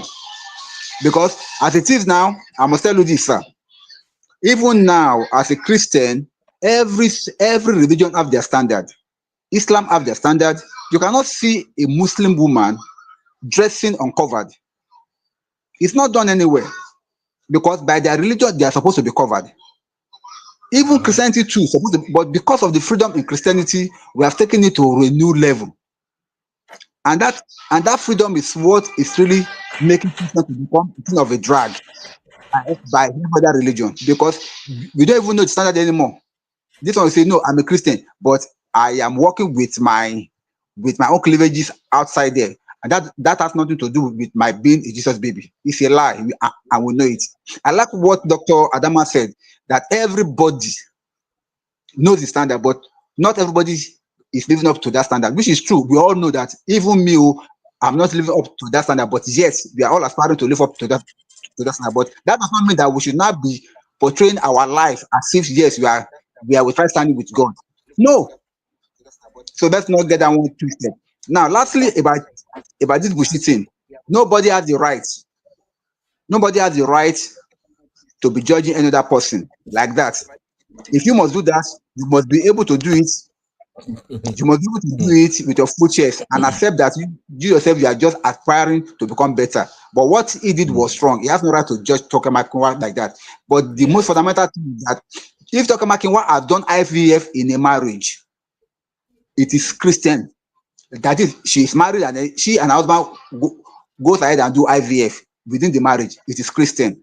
But doing it outside marriage or without marriage, that's where I think everything goes south. All right. Thank you, sir. Thank you, Uncle Dayo, for your time. In fact, Uncle Dayo, wait, make I clap for you. You give a very valid submission. Okay, Uncle AB, Baba AB, you are looking for trouble. AB say, you be me self, I dey look for sugar mama. Bros, my hand no deal. If your wife see this comment, you are on your own. Oh. But anyway, let us move on. So, in summary, what Bushi is doing, according to what Uncle Dayo just told us, is something like this. I'm highly disappointed of Nigerian government because the Nigerian government were highly disappointed in them due to foreseen circumstances. Definitely, I'm one of those people approving. People should die in coronavirus is more better than people should die in hungers. That's what Bushi is doing. That people should die in coronavirus. People should die in coronavirus. Anyway, my sissy, what's up, mama? What's your final take? Okay, I love what Uncle Dio said. So for me, people should just understand that look, Jesus Christ is the same today, yesterday, and forever. So at the end of the day, this, even if our cultures changes, even if all our morals change, people will say, oh, this works, this doesn't work. People will always justify what they feel is convenient for them.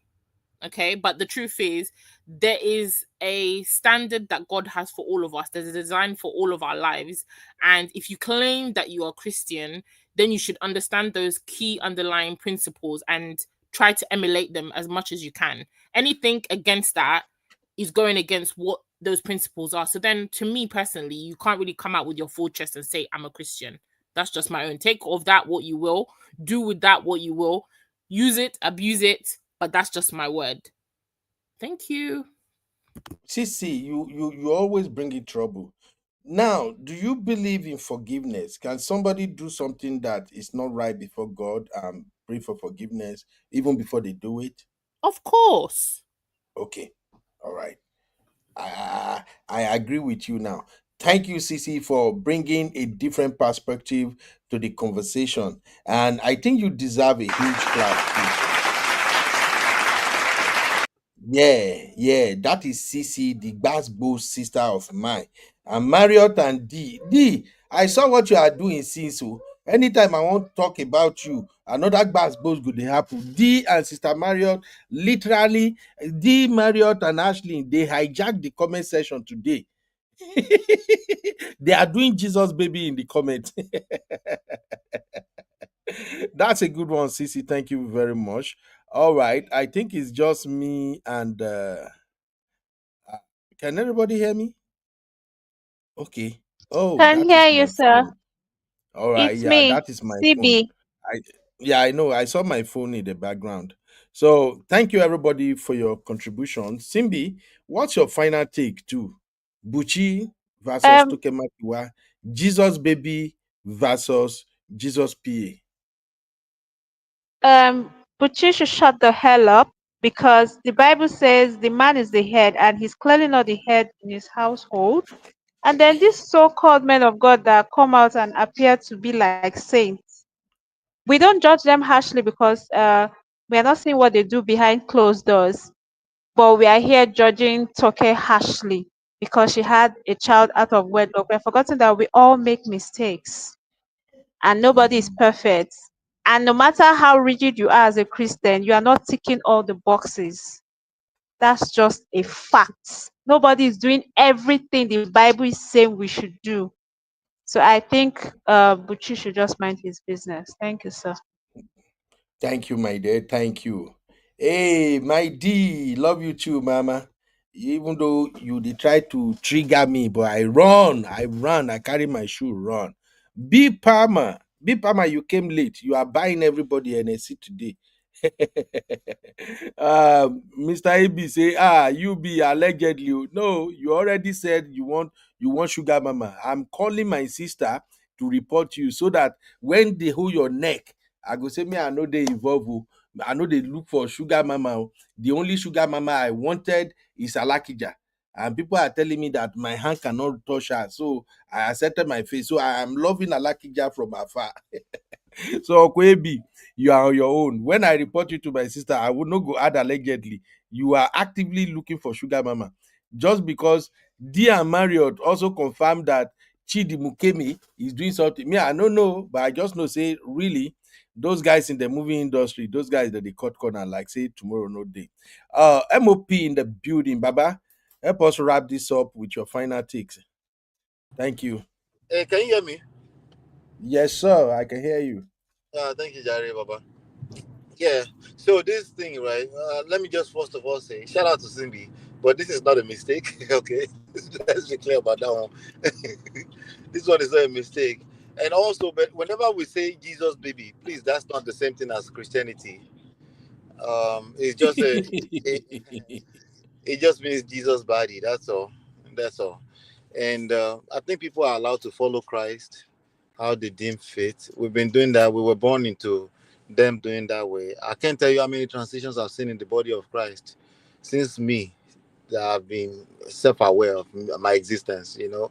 So that doesn't mean we should continue to do it anyhow. But I'm encouraging everybody to kind of maintain their personal relationship with God, you know. But I think this kind of story only comes from people like Toke Makinwa. MOP. Yeah. MOP Baba. No verse. I just go inside our backstage. I see say they don't share another way about okay, make I play am for you so that you go help me wrap Okay. the whole thing up. I This don't is allow. another way. This guy, may God forgive me. I've never listened to this guy reach 10 minutes, reach Oh 20 God. seconds before. This is Really. another guy who, to me, he's failing abroad, and the way he's going about his own content creation is just like Bushi himself. I beg, make una listen to what he get to say. I pour you spit for face. Poor! Na woman you be. Feminists don't let her carry belle. As I see the news, I no believe am. I say make I wait a few days. Make I know whether this pregnancy where you carry dey real or whether na balloon you put for your belly. But I have confirmed that you are truly pregnant. I don't ask some people wey dey around you. They talk say true, you get belle. Toke Makinwa, after telling other women to Toke stay Makinwa. away from men, you let her carry belle for this life. Any woman wey you see wey come out, they talk say she be feminist. Na lack of prick, they worry her. She dey lack vitamin D. So to get belle, they hungry you since. Now because say you know see person wey give you belle, you come out, they condemn men. The same thing with Blessong CSO, where they condemn men. As IVB enter her life, she can't fall in love. So Toke Makinwa, na man we go give you the fine sense, you know, see, you can't dey condemn men. Now where you don't dey enjoy better, you don't even get the guts to post your man on social media because you dey fear make other women no call it down. You dey enjoy man now, but when I go come on social media, they deceive little girls. They tell them say, men do this one, men do that one. You don't need a man. Go and get a deal. But now the same men where they condemn give you belle. See as you carry belle like GP tank, Toke Makinwa. So you dey enjoy abi? As a girl for this life, get yourself a man. Man, they very important. Get yourself a man who go dey hammer your toe. Get yourself a man who go dey pound your toe like pounded yam. It is very important. A lot of these ladies who they see, who they come out, they condemn men. Now because they don't see their brain is lacking vitamin D. Toke Makinwa, I pour you spit. I want problems always. I'm highly disappointed of Nigerian government because the Nigerian government were highly disappointed in them due to foreseen circumstances. Definitely, I'm one of those people approving. People should die in coronavirus is more better than people should die in hungers. Hunger kills more than coronavirus because some people are less privileged. Due to foreseen circumstances that I said it, some people are less privileged, which they are based on daily pay, which are not even. Jesus Christ. This guy said feminists should look for a man to be pounding them. Sissy know they like to hear that pounding. No, MOP. Over to you, Baba. Papa, ignorance. This is Radio Guard now. Uncle Ben, don't you know him? I know him, but I know fancy. I know they hear the Uncle Ben, no. You know the funny thing? I go give this guy a pass before I give Solomon Buchi. Solomon Buchi the claim holiness. This one, I know if you take this one serious. You know. But of course, inside every comedy, there are elements of truth. I just want to tell all the young girls out there today to be careful who you follow. That's all I can tell you. Be careful who you're following. You don't know their full story. They're going to always paint a certain picture for you on the outside. It's not necessarily what it looks like. Just be careful, what you're following out there. That's why, what I was saying is to nurture and maintain a personal relationship with God. That's what I was saying. The same thing is true for some of your pastors, Be careful when you're following them blindly, because picking and choosing and selecting what works for them at the end of the day. Here's the part that we should never forget. This is for all the woke people out there. Time is not anybody's mate, oh. In, and then our social construct is not anybody's mate too. What we Baba, desire Baba, with repeat that line. Repeat that line again. Time is not anybody's mate. okay. Emotions no be our mate. Hmm. Social construct is not our mate. There's a reason why we desire what we desire. It's okay to break rules, oh, but make sure you understand the rules you are breaking. Make sure that you know what you're doing. And also, last, Uncle Bendo, are you there with me? I'm here, Baba. Oh, Bernie, no be anybody's mate. I yield. I can see already now. Oh, MOP, thank you, Baba. Ladies and gentlemen, Dr. Adama is going live by 7 p.m. Central Standard Time. It's gonna be 8 p.m. Eastern. Let's go there and have bass bows. But before I leave here, CC, this guy, Radio God, mentioned the one thing I know you hate to hear mostly. Banging, get a man to bang you. He's telling feminists, go and get a man. Sisi, do you have any word for this guy? I think he should go and look up what feminist actually means. Then he can make another Yeah. statement. At the moment, he doesn't understand what feminist is. If that's what he thinks, feminists are not lacking. They're not lacking D. A lot of them. If he understood what the word feminist means and what women are fighting for, then he wouldn't make that statement. So no. In fact, I have to give all of you, my sisters on this platform, I have to give you your flowers because, frankly speaking, before I started taking podcasting seriously, I'm one of those who put every woman in the same basket, especially when they portray themselves as feminists. I just group all of them together and say, "Hey, one day, I want, yeah, I know too much. I want, yeah, let us condemn men."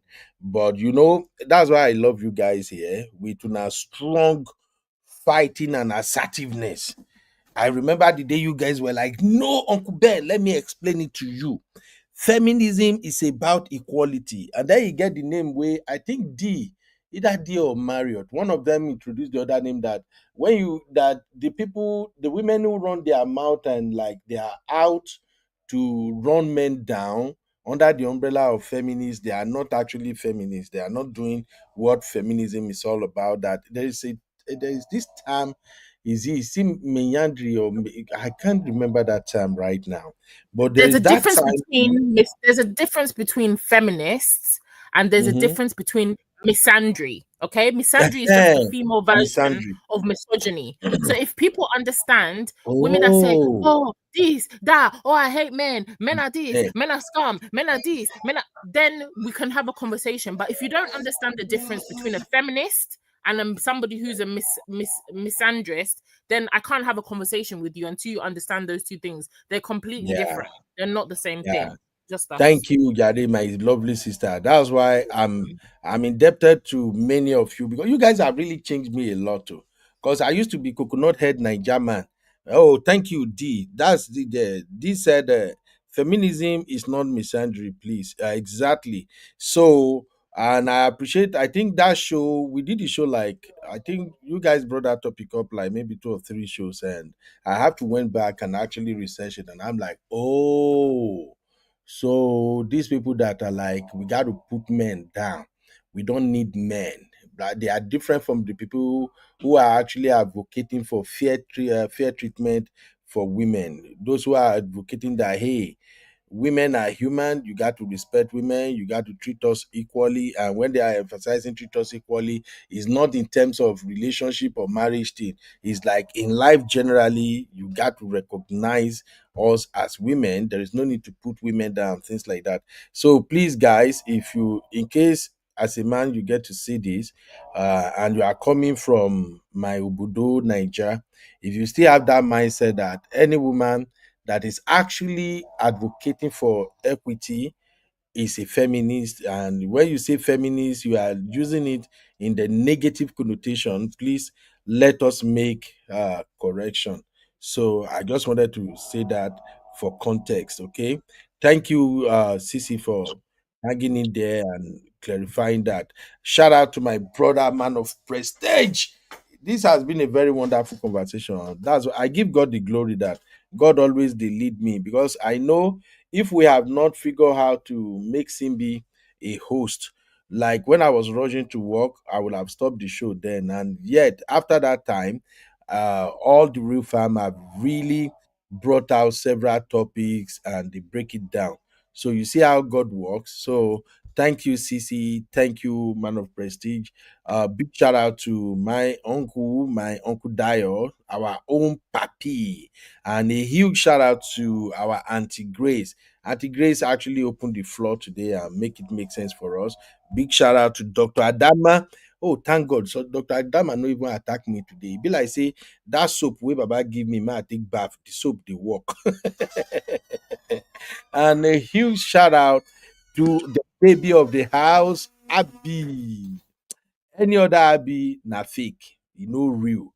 So big shout out to you, Abby, for all the intelligent conversations. And in the chat, my sister O'Shea, my beautiful sister D, Sister Marriott, the troublemaker Sister Marriott. I don't even know where Sister Marriott stand for today's topic self.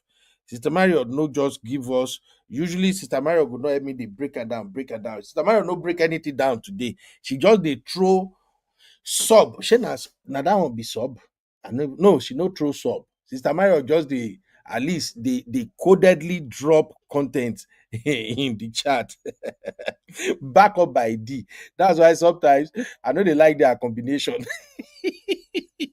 That's why I don't play with lawyers. I think every man collect stray bullet from D and Marriott in the chat today. You say what, Baba? I said every man collect stray bullet from Marriott and D. I tell you, those two, hey, they go they drop man like say they know they drop them.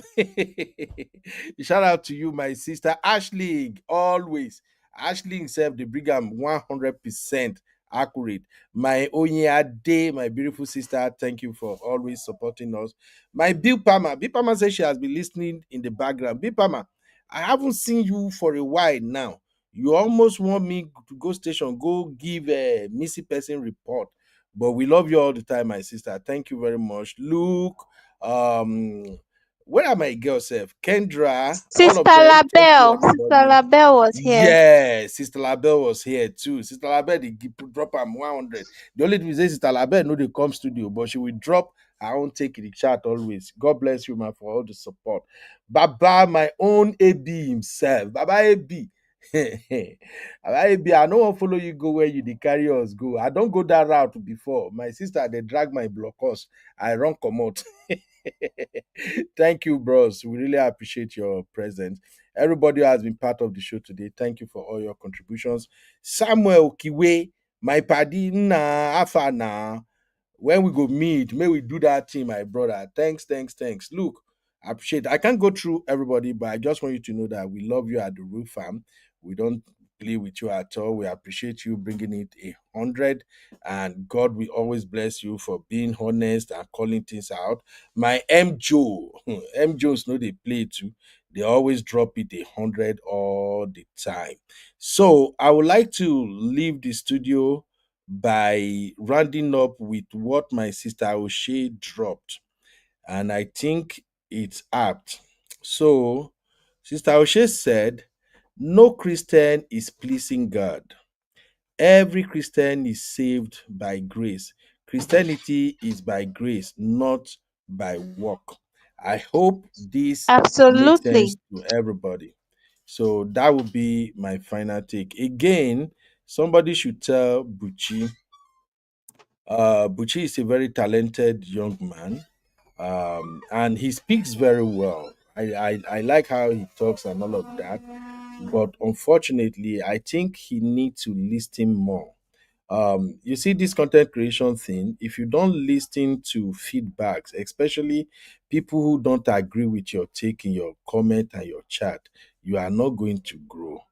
You will, if you thrive on negativity, if you thrive on pulling people down or attacking gender, you will grow to a point and then you will stop, because people, even those who are supporting you before, they'll begin to find you out.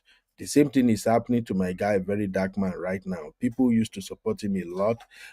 Many of them are now kind of like say, nah, I want to roll with you, guy, if this is what you want to be doing now. So I think somebody should talk to Buchi. A lot of guys who think they are wiser, they know it all, they can judge every other person. What they don't get to realize is that people who are listening and watching them are also judging them, and they can tell the kind of person they are. I can't understand having a woman at home as a wife and you condemning women outside bitterly. Emphasis on bitterly. Now, you can call out excesses when you notice it. If you know that, oh, the way some women are moving, you have to use some, and of course, you have to call it out. If you notice some men are doing rubbish, you can call it out, and that's it. But when you make it your point to scandalize and ridicule people on the basis of righteousness, that you are righteous than everyone else, it backfire. It usually backfires. So somebody should talk to Buchi. I have seen Buchi wife receive a lot of stray bullets every time. And I don't think guy really cares. If he cares, he would have changed his niche. He can do training niche, he can do motivational speaking, he can do a lot of things with the talent he got, the way he speaks, the fluency, everything. And this guy has a vocabulary power. He can do a whole lot of things and he will be celebrated. But this approach of picking Nigerian female celebrities and trying to water down whatever they did, I don't think that is going to last for too long. One day, somebody will have a coconut head, they will come to UK there and they will make your life miserable. I laugh all the time. And I usually say, if people really know that, even while you are in Nigeria, you can sue anybody from anywhere, if not for money, I think some people go begin get sense. So that is not the route to go. When it comes to Toke Makinwa and she appreciating God, giving testimony, that is her being Toke. Don't water down anybody's testimony just because you think you are a better Christian than them.